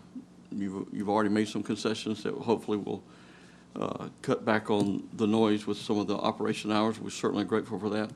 But we certainly concur that when you come back for your second hearing, that hopefully you can come back with some stronger recommendations on a better buffer to shield, the dust and the noise and the view better from the community. With that, Madam Clerk, will you please call the roll for ordinance number 2023-4 with the motion made by Mr. Urban and a second by Mr. Mayor. Councilmember Fletcher? Aye. Councilmember Matheny? No. Deputy Mayor Urban? Aye. Councilmember Gilbert? Nay. Mayor Blackwell? Aye. Motion carries 3-2. Could I entertain a motion for the adoption of ordinance number 2023-48 Motion for approval.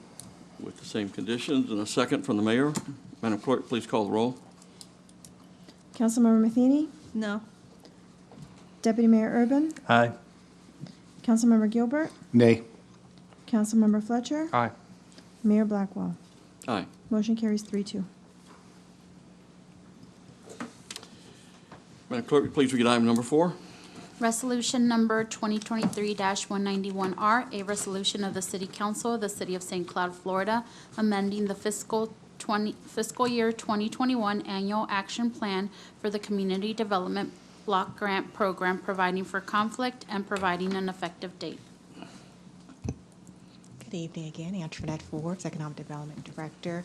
So you have seen quite a few action plan amendments that come through. It is because we are reallocating funds to make sure that we have the quick expenditure of the CDBG money that comes through. There is a timeliness component, and so we are working feverishly to make sure that we get into compliance. So this amendment represents just that. It's from our 2021 action plan. Because you have already seen it before, it only requires one public hearing. And so just some background, there is a consolidated plan process. The consolidated plan is our 5-year plan of saying how we're going to address the use of those funds. And each year we have to do an annual action plan that then breaks down the funding for that particular year. We plan to reallocate funding to give a bulk 65% of that funding to economic development activities. That's $228,100.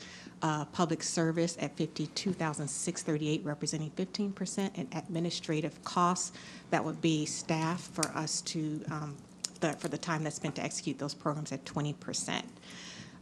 So just so you know, we've already drawn down, or in other words, we've already requested reimbursement for that $70,000 for administrative services.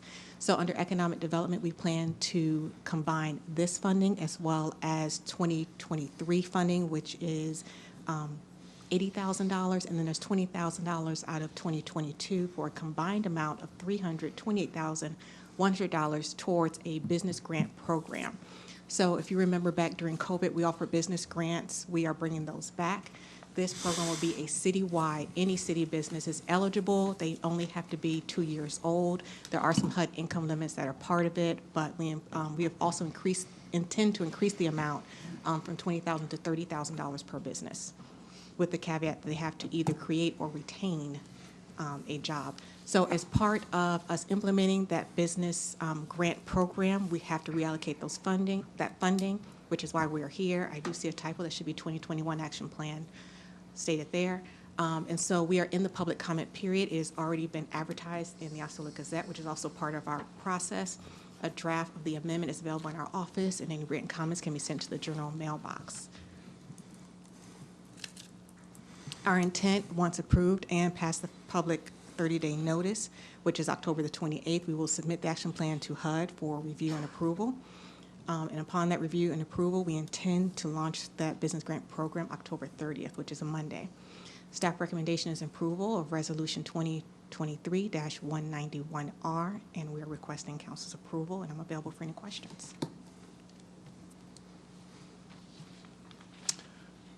Would anyone in the audience like to speak to this item?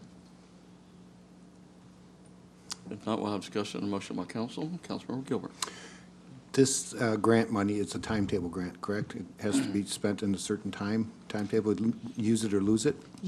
Use it or lose it. Okay. However, our timetable for this particular set of funding, we have until August of next year. Thank you. Mm-hmm. We have any other questions? I'd like to make a motion for the adoption of Resolution 2023-191R. Do I have a second? Second. Second from Councilmember Gilbert. Madam Clerk, please call the roll. Deputy Mayor Urban. Aye. Councilmember Gilbert. Aye. Councilmember Fletcher. Aye. Councilmember Matheny. Aye. Mayor Blackwell. Aye. Motion carries 5-0. Item number 5, please.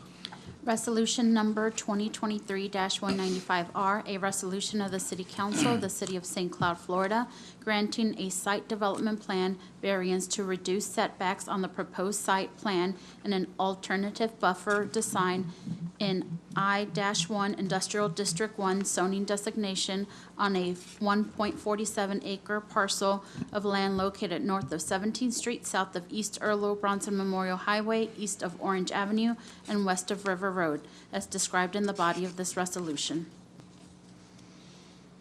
Good evening, Melissa Dunklin, Community Development Director. The request before you is for a site development plan variance for DMI Business Park. The existing future land use is industrial. The existing zoning is Industrial District 1, or I-1. The applicant is requesting approval of a site development plan variance to reduce the setbacks to the north and south, in addition to consideration of an alternative buffer design, and this will have no adverse impacts on city facilities. A little background: the subject property was annexed into the city, obviously from the county, in 2006 with an industrial future land use and zoning. So when it was annexed into the city, it became a non-conforming lot by no fault of the property owner. The historical permit records showed that there was once a single-family home on the site, but it was demolished in 2004. The applicant is requesting 3 separate variances for the site: a 5-foot setback reduction from 15 feet to 10 feet on the north, a 3-foot setback reduction from 15 feet down to 12 feet on the south, and they're requesting that they have an alternative buffer design that would allow them to reduce their buffer from 25 feet to 12 feet. And this alternative buffer design would include trees and scrub plantings with the 6-foot masonry wall. Here's a graphic representation for context showing the 3 requests. You'll see that the setback reduction on the north is from 15 down to 10 feet. Your number 2 is on the south, your setback reduction from 15 to 12 feet along the southern property line, and then the alternative buffer design along the southern property line. This just shows the authority of City Council. This request meets the strategic plan goal for economic development. Staff reviewed this request, and we are recommending approval with conditions. The conditions, I will read them into the record, are that the site development plan must show the alternative buffer design as proposed with the variance application, and the landscaping for the alternative buffer shall be as follows: 30 large trees, 20 small or medium trees, 1 evergreen tree, and 455 shrubs, along with the 6-foot masonry wall. And the second condition of approval will be that the proposed site plan must meet all of the other land development code regulations that were not listed in this request. With that, staff is requesting that council will approve this resolution 2023-195R with the conditions as stated by staff. And I am available along with the applicant for any questions. Would the applicant like to speak to this item?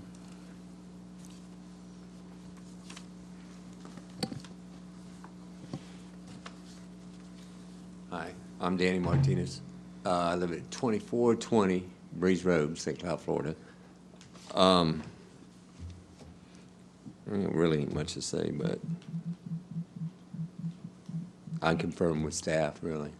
She pretty much took care of everything on it. Thank you, sir.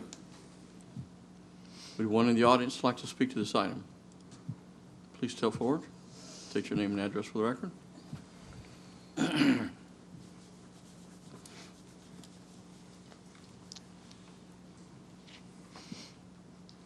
Good evening, everyone.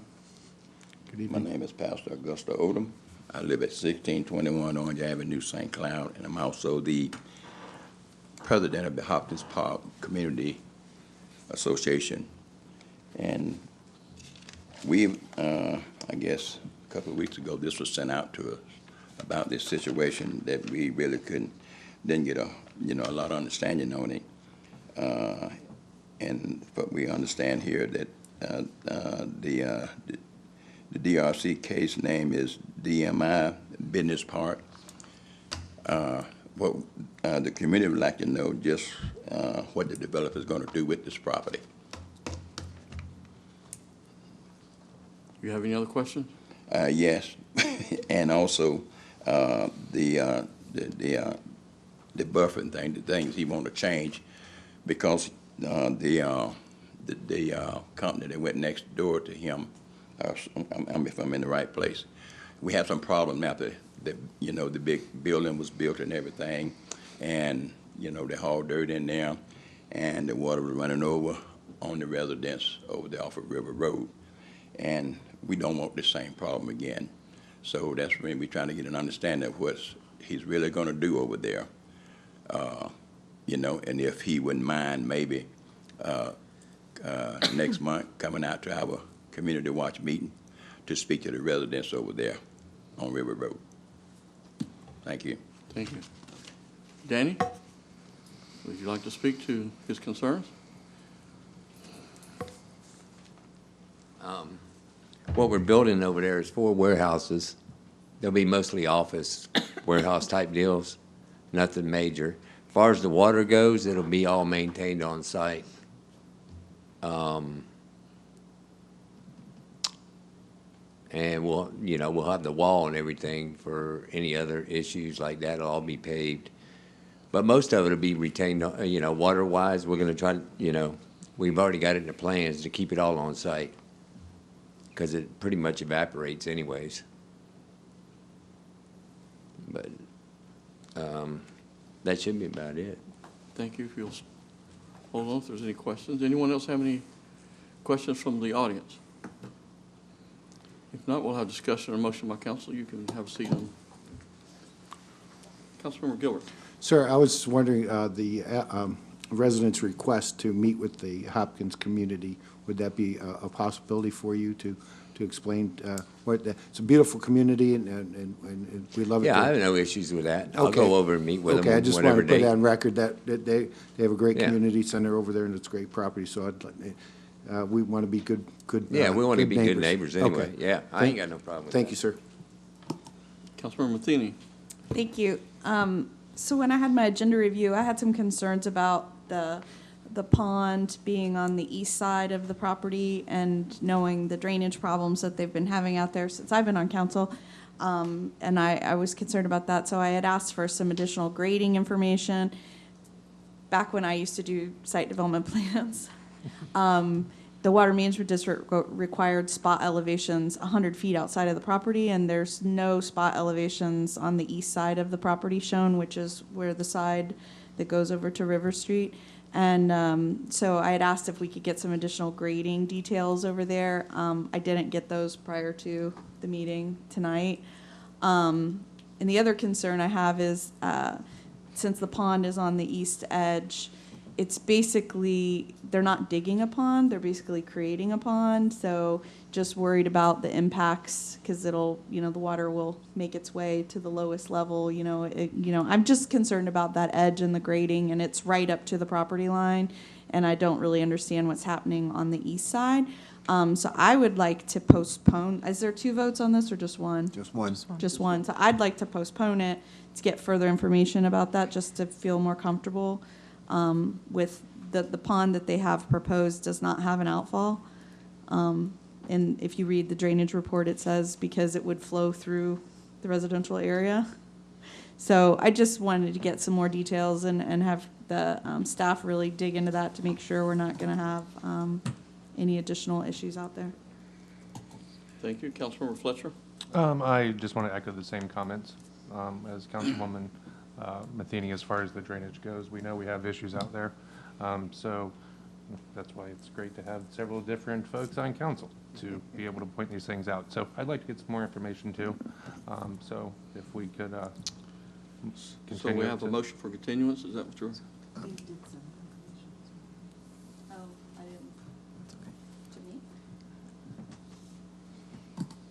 I think that was a motion to continue by Councilwoman Yes. Matheny. Do I have to do date specific? November 9th, please. Motion to continue to November 9th.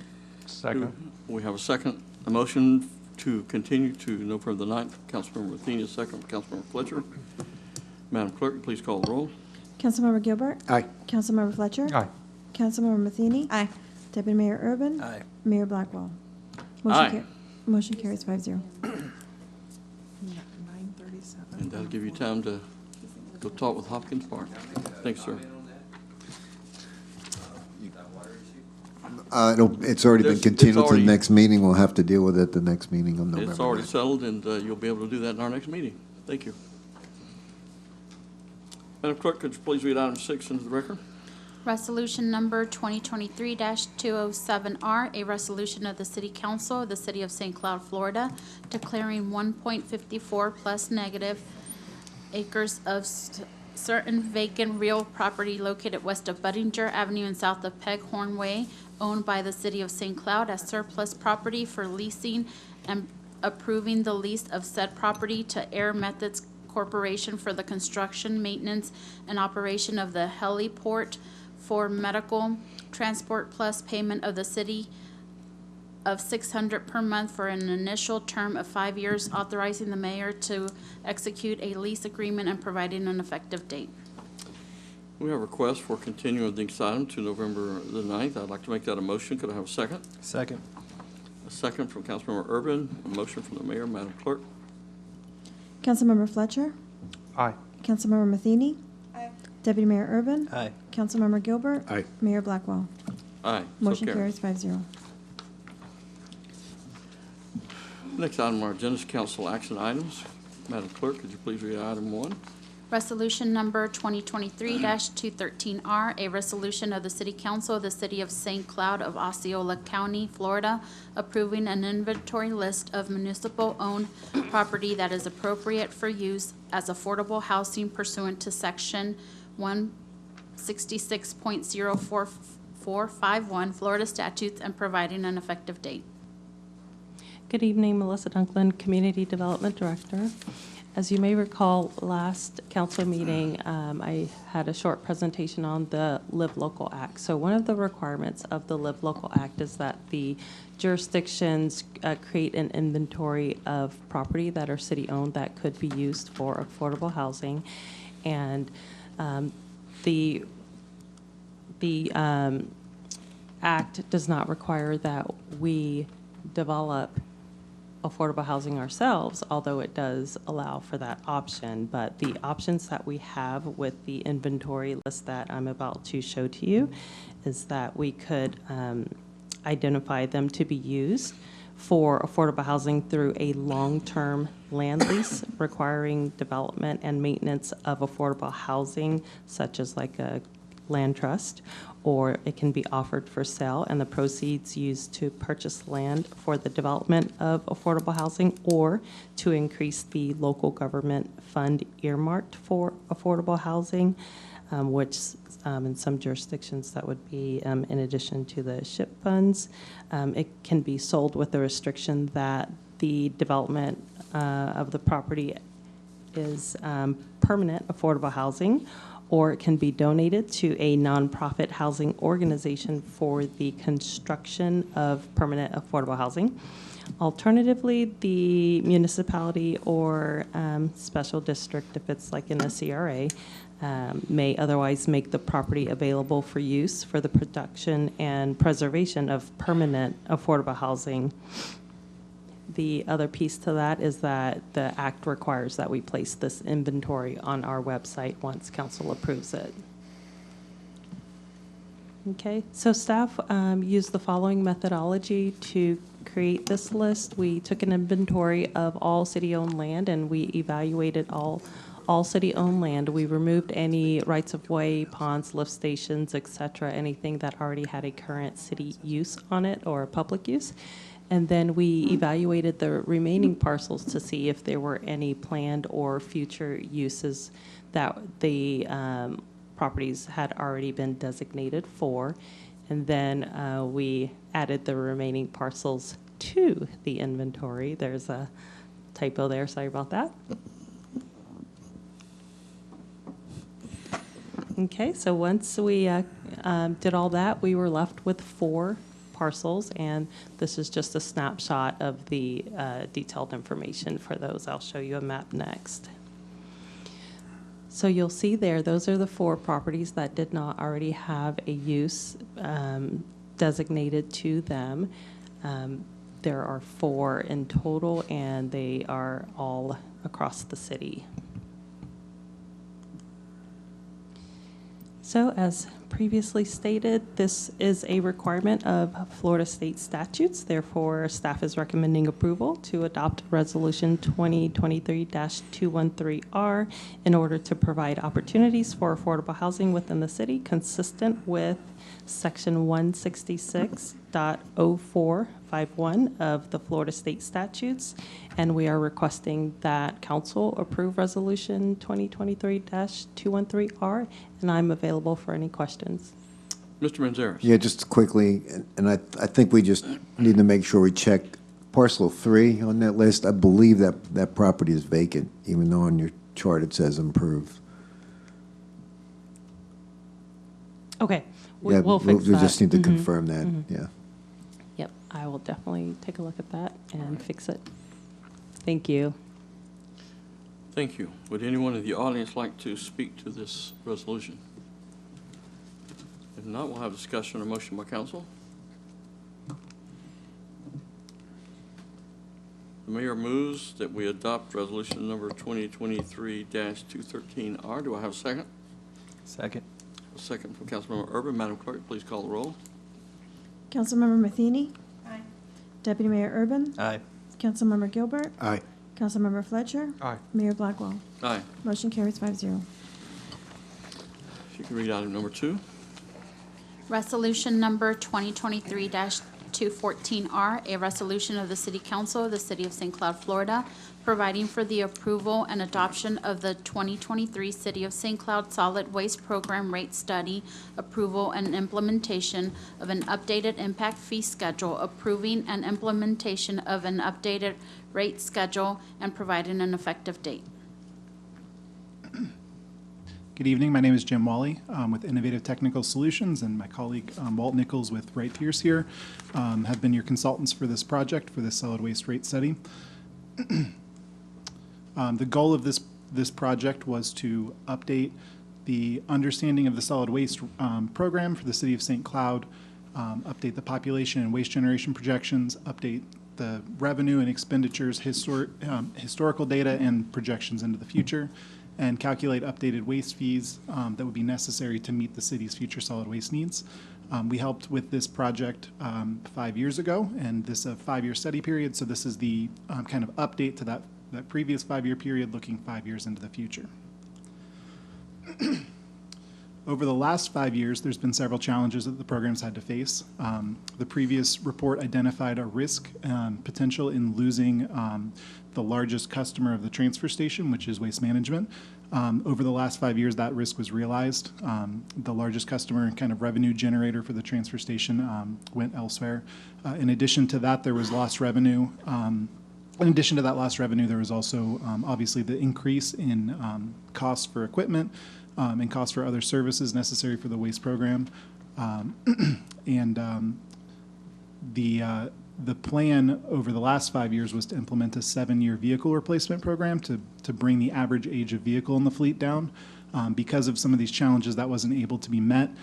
So that's a challenge for the next 5-year period that needs to be addressed. And then again, as we've discussed several times tonight, the city is a fast-growing community, and that always leads to challenges in continuing to provide a high level of service as a community grows.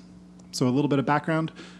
Currently, the city has about 24,000 residential waste collection points. Those are houses with bin collection receptacles. In addition, there's about 1,200 commercial bin receptacles and 450 dumpsters that the program currently collects. In addition to the collection program, the city also operates a transfer station. That transfer station accepts both city waste and waste from surrounding communities, non-city waste. You can see in the chart on the bottom of this slide the distribution of the sources of revenue and waste for the transfer station. As I mentioned, that large customer kind of right there in the middle, that green number right there, that was Waste Management. You can see that dried up over the last 5-year study period as a result of rate increases at the transfer station. So that's something that the next 5-year study period needs to account for because it was not accounted for in rates over the last 5 years. As the city continues to grow, it will continue to receive more waste. We've looked into the future to project future waste generation based on population, both for metro forecasting for the city and for the Florida Bureau of Economic and Business Research for the surrounding areas. Have allowed us to project forward. Waste will continue to grow in the community as is typical. And as waste grows, that leads to additional expenditures. The cost to deal with that continues to grow. In addition to dealing with more waste, the cost of dealing with things has generally been increasing.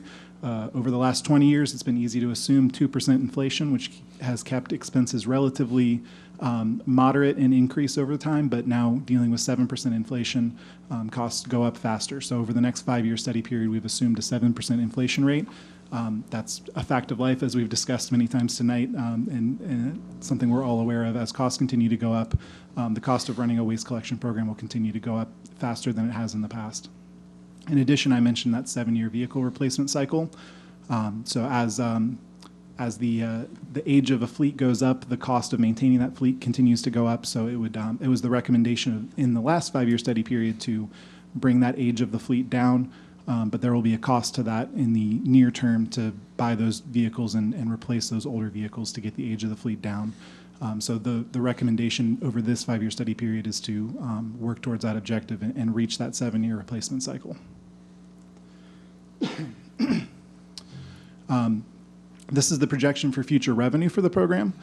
This projection does not include any rate increases, so this is sort of what the revenue would be without rate increases. You can see it's relatively flat projected into the future. You make more revenue from additional customers, but without accounting for inflation, you won't. The expenditure will outpace the growth of revenue. And you can see in this graph too, around the 2019 through 2021 period, you can see that revenue dropped at the transfer station. That is again a feature of losing that large customer over the last 5 years. So this is where the program is at now. At the end of this current 5-year study period, the program has been revenue positive over the last 5 years, but it looks like in the next year, the collection program would be projected to have a shortfall, and the transfer station division would have a shortfall the following year. So based on our projections, we expect that there's an immediate need for rate increases, maybe in addition to the structures that have been in place over the last 5 years. This is the proposed updated rates recommended at the end of this rate study. That first column on the left is the current rates. The second column is the kind of immediate increase that's recommended. And again, that increase is to adjust for the loss of that large revenue source in waste management 3 years ago, and also to adjust for much more rapid inflation than has been assumed in rate increases in the past. After that initial increase, you could see that the rate increases slowed down to a more normal CPI-related increase over the life of the remaining 5-year study period. Comparing these rates to the surrounding community, they still bring the rates in for the collection program for City of St. Cloud below Osceola County. Right now, Osceola County is at around $29 per month. City of St. Cloud is currently at around $20.50 per month. After the proposed rate increase next year, St. Cloud would be at $25.50 per month, and Osceola County will be raising their rates, so they'll be at about $31 a month. St. Cloud will be a little bit above the City of Kissimmee, but it is worth noting that the City of Kissimmee is doing a rate study next year that will likely result in a similar increase to what's proposed for the City of St. Cloud. In addition to the rate increases, a component of this report was to update the impact fees. So currently, all costs for new growth for the City of St. Cloud are funded through impact fees, not through rate structure. So if there's a lot of growth, if there's additional customers brought into the program, that is not paid for out of the rates that existing customers pay. That is paid for out of the impact fees. Those impact fees were recalculated as part of this report.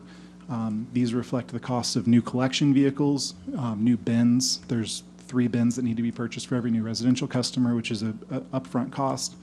And in addition, some of the capacity of the transfer station for bringing in new customers can be funded this way. So these rates have been recalculated as part of this report, and you can see in that slide here. And again, I want to emphasize this is the cost of bringing in new customers, and this is paid for by developers, and is generally passed on to that customer. This is not paid for by existing customers. Based on our projections, the proposed rates would allow the program to continue being revenue positive over the next 5-year study period and provide enough revenue to continue meeting expenses. And this also allows the program to reach that 7-year replacement cycle. So at the end of this 5-year study period, we project that the program will be able to replace any vehicles older than 7 years. I believe the current average age of the fleet is 8 to 9 years. So these rates will not only compensate for inflation, but also allow the program to bring the average age of the fleet down and the maximum age of the fleet down to that 7-year program. So the recommendation is to approve the resolution and adopt these proposed rates. I want to thank Kevin and David, and city staff has been really helpful in providing data and working with us to turn this around really quickly. Please let me know if you have any questions. First of all, would anyone in the audience like to speak to this item? If not, we'll have discussion and a motion by council. Councilmember Gilbert.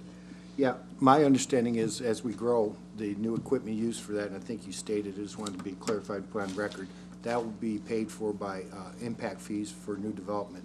So that won't be on this increase. And the second question I have, when was the last time we had rate increase in solid waste? Kevin Pubblinger, Public Works Director. That is correct. The first portion of that, where you're talking about the impact fees, are paying for new growth. So that is one of those things that we did want to point out there and be very specific about that. That's why we're one of the few communities that actually have an impact fee for solid waste, and it's really helped us through some of these harder times. And so, like I said, it is like I said, that is definitely with new growth. And I'm sorry, the second question was about. Rate increase, when was our Rate last rate increase, like I said, 5 years ago, we had a rate set up. And like I said, so we've actually been implementing them annually over the past 5 years. And what percentage was that, Kevin? There was different amounts. Like I said, it was in the 3 to 4% most of the time. But unfortunately, as inflation came along, I said it kind of went past where we were growing to. Thank you very much. Yes, sir. Do we have any other questions? Any other discussion? Do we have a motion or by council? Motion Nobody to- wants to approve a rate. Motion to approve. Increase. Motion to For approve. sure, but I'll make a second, have a motion from Councilmember Gilbert. I'll make a second. You know, this isn't a money-making proposition. This is a matter of just trying to keep our head above water in order to provide for the needs of our community, and it's just, it is what it is. Madam Clerk, please call the roll. Deputy Mayor Urban? Aye. Councilmember Gilbert? Aye. Councilmember Fletcher? Aye. Councilmember Matheny? Aye. Mayor Blackwell? Aye. Motion carries 5-0. Mr. Manzares. I do not have anything, Mr. Mayor. Thank you. Our City Attorney Miller. Keep got a new promoting her. job. Or demoting I her. keep doing that. I did that last time, then I called her City Attorney. You demoted City her. Manager. That's okay, that's okay. I have several items, I'm sorry, I have a little bit of a list. First, I'll start with the fun one. Last year, we participated in the Pink Heels Truck Pull event. We're doing that again. I think people thought the name I picked wasn't fun for the city council, so I wanted to, Mr. Kastner, who's here, is actually, he's helping to lead our team to get the strong employees on the team again to help us. But they came up with a few names, and I thought maybe you guys could help decide. Soldier City's Finest, Top Tier, Bosses in Charge, The Incredibles, the one I used last year, Top Dogs, The Mean City Machines, The Mighty Mighty Truck Pullers, or we can stay boring again. How about pull a hammy?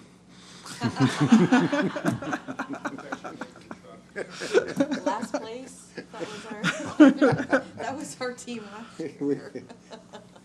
Yes, we did take last place last year. It was the spirit of It the was. team. That was great. Only one council member fell over, and it wasn't me. Everybody signed their waiver. Yeah. Because he Let's was get my working the knees pretty hardest. Good thing we were going so slow. He was Yeah, able to get out of They the were flying way. away. So no preference. I'll let our strong guys Yes. pick the name. I agree. Absolutely. All right. Wanted to inform you that I have already completed this year's required 8-hour investment training for this fiscal year. Got it done early.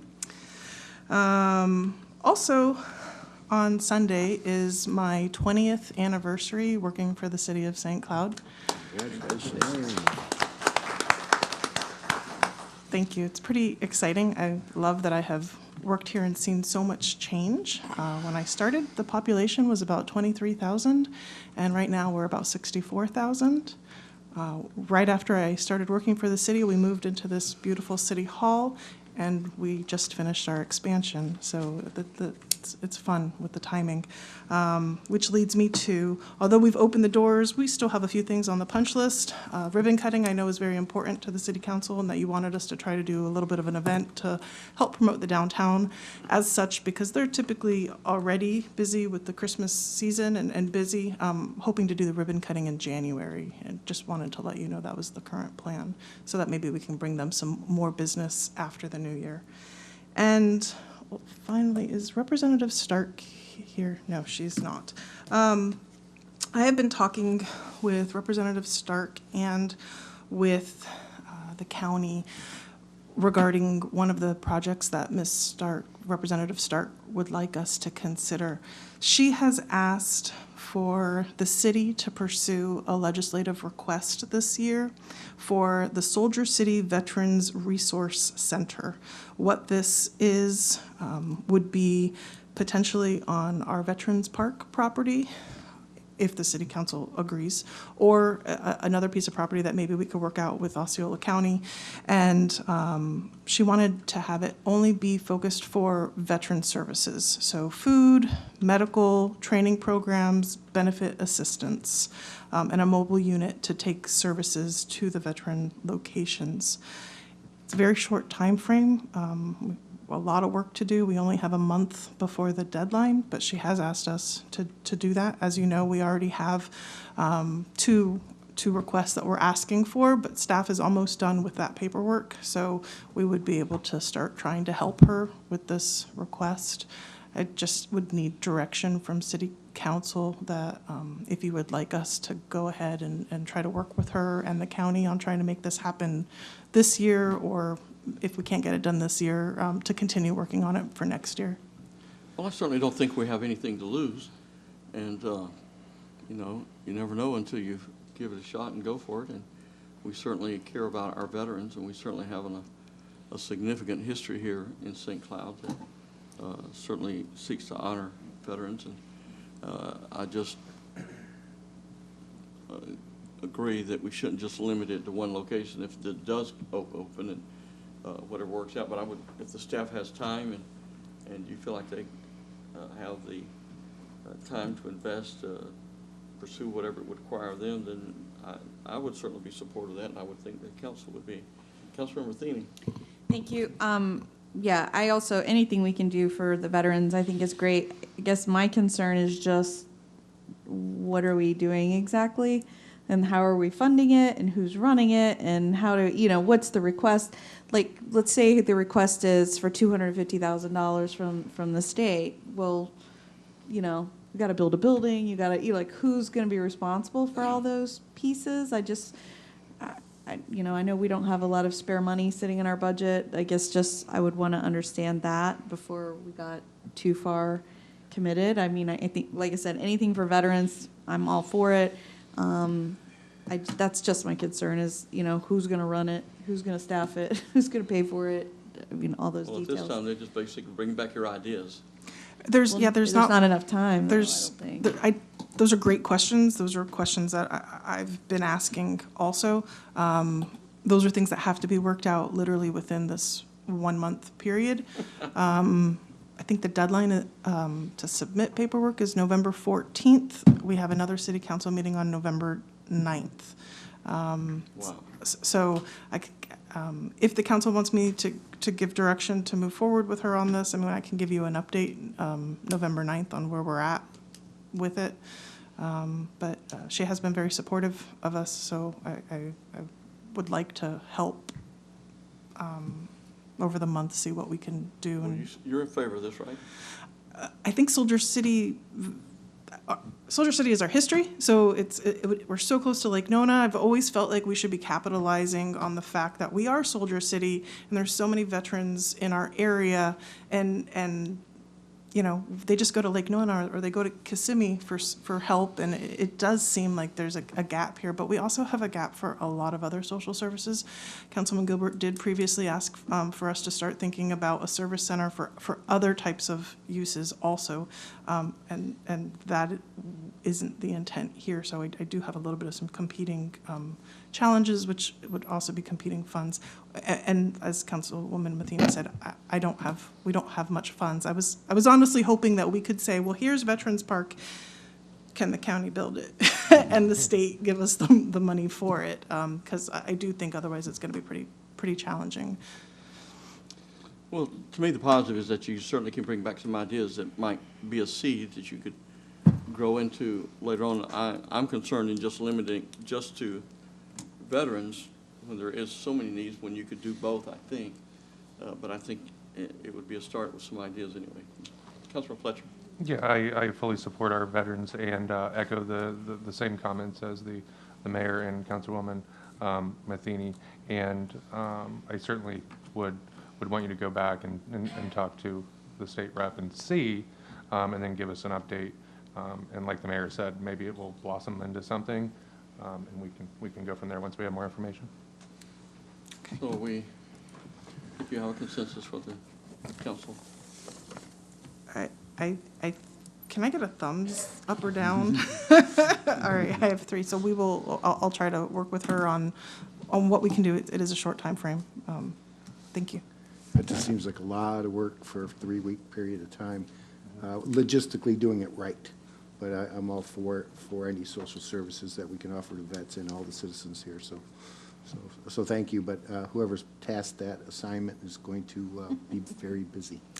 I would anticipate at the end of this, it's going to be that we'll be looking to do it next year, or maybe we can go for some federal funding, but I'd like to help her with her. But, yeah, and She's helping us, right, so. and the mayor's correct. I mean, you're planting a seed. I mean, you're at least you have a starting point. You can't get to the finish line until you start.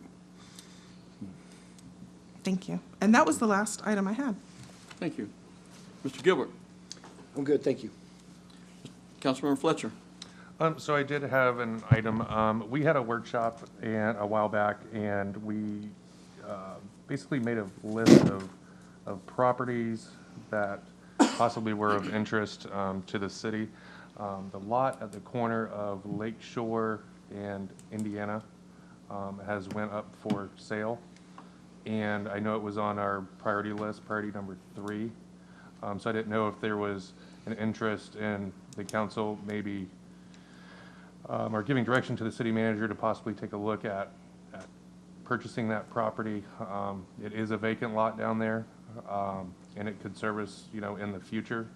If it gets sold, it's going to have a house on it, and then that will be the only available lot that's down there. So just wanted to bring it up as there is a sign in the ground.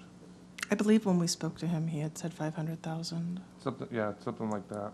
It I is- believe it's actually 2 lots, but I could be mistaken. It was 2 lots. And, if we did get in a situation where we did need additional parking and had to buy property down there, you may have to, demolish a house or something. Just wanted to bring it up to see if it's something we wanted to explore, but I felt it was, I should bring it up, so. Well, we're still working through the list. The first 2 pieces of property are outside of our budget. We can't get all of the money, all of the land without some financing. So we've been focusing on that right now with those first 2 properties. If the city council thinks that priority number 3, that you don't want to lose it, that would be a lot easier to just go after. We can make an offer contingent on council approval. Probably have to do a transfer to move some funds from park impact fees to make them available. I just would need direction.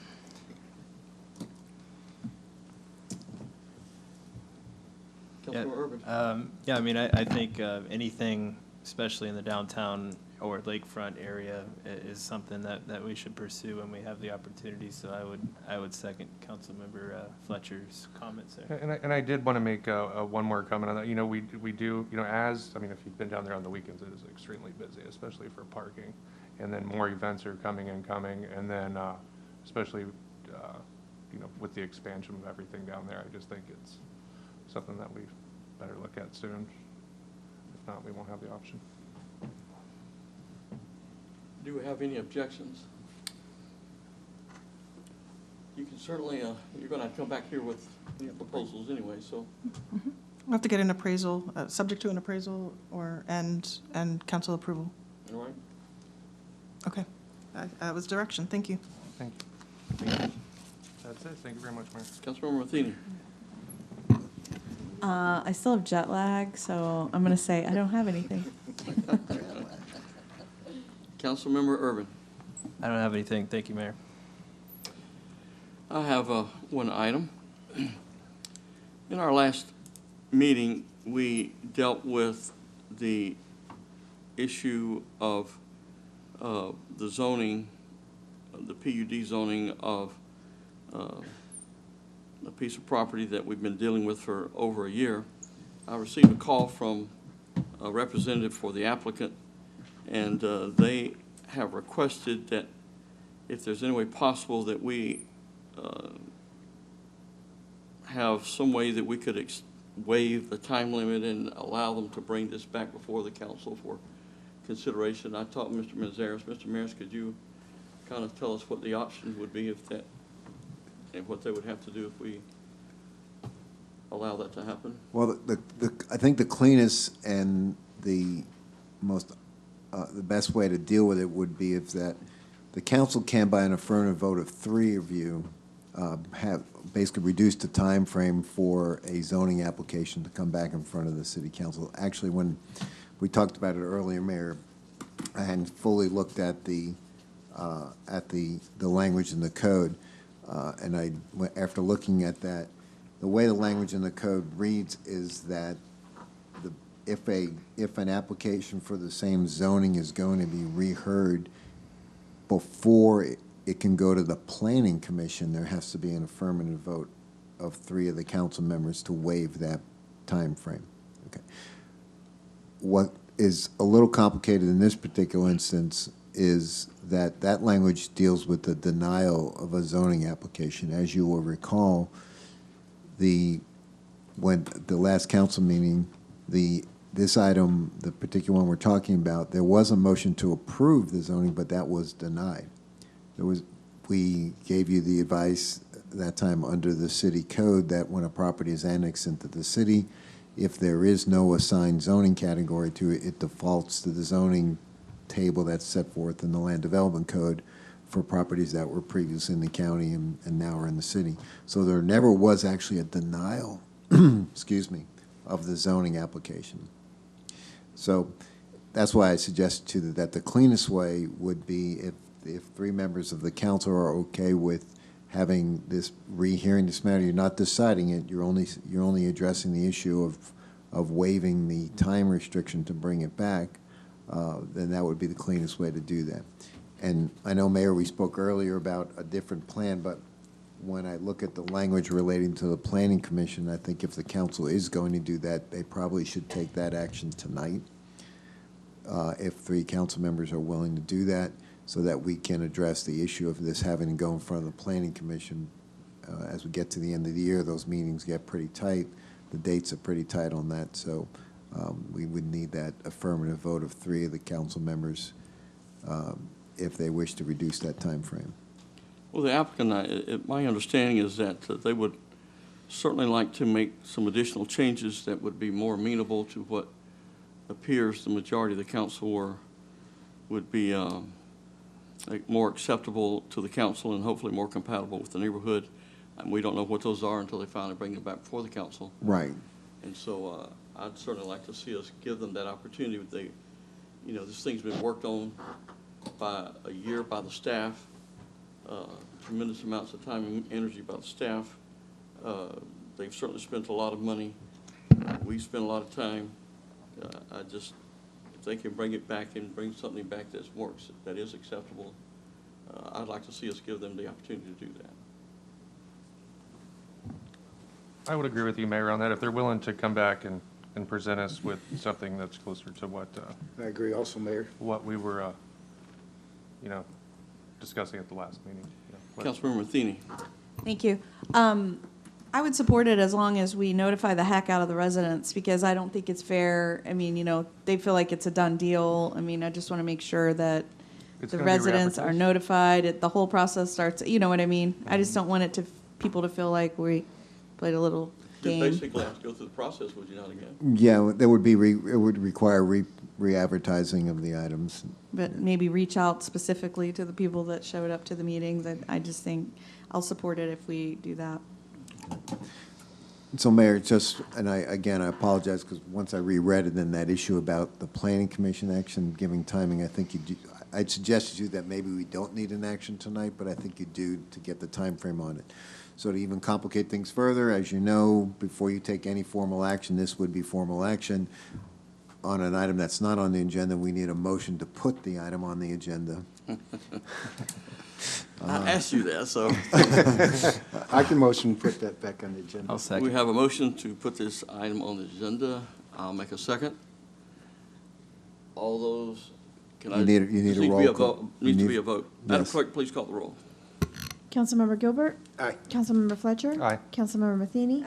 Deputy Mayor Urban? Aye. Mayor Blackwell? Aye. Motion carries 5-0. And then for the item itself, we would ask if the council's, that there be a motion to waive the 1-year time frame, the 12-month time period for resubmit a zoning application for, I think the project was called the Walker property. And so that would be the waive that requirement. Then I make a motion that we waive the time limit. Second. Friendly Is there any- amendment? Anything else I need to add to that? Friendly amendment. So Can we add about specifically reaching out to the people that came to the meetings? Oh, that's no problem at all, yes. Yeah. Yeah, okay. Okay. Okay, I'll have a motion, a second from Councilmember Urban. Are we clear on what the motion is? I am. All right. make sure you- But I'm not voting. Madam Clerk, please call the roll. Councilmember Fletcher. Aye. Councilmember Matheny. Aye. Deputy Mayor Urban. Aye. Councilmember Gilbert. Aye. Mayor Blackwell. Aye. Motion carries 5-0. And if you will carry that message back to the applicant, Ms. Joe, I'd appreciate it. I just want to say thank you, Ms. Miller, for 20 years of serving our city. Thank you for your faithful service. With that, I don't have anything else, but it brings us to our information section and report section. Thursday, November the 9th, there will be a city council meeting here at 6:30 in council chambers. We issued 2 proclamations, one in recognition of Fire Prevention Week and one in recognition of National Community Planning Month. We have a warrant list number 18 that is available for your review. And there are no other items on our agenda, and we will be adjourned.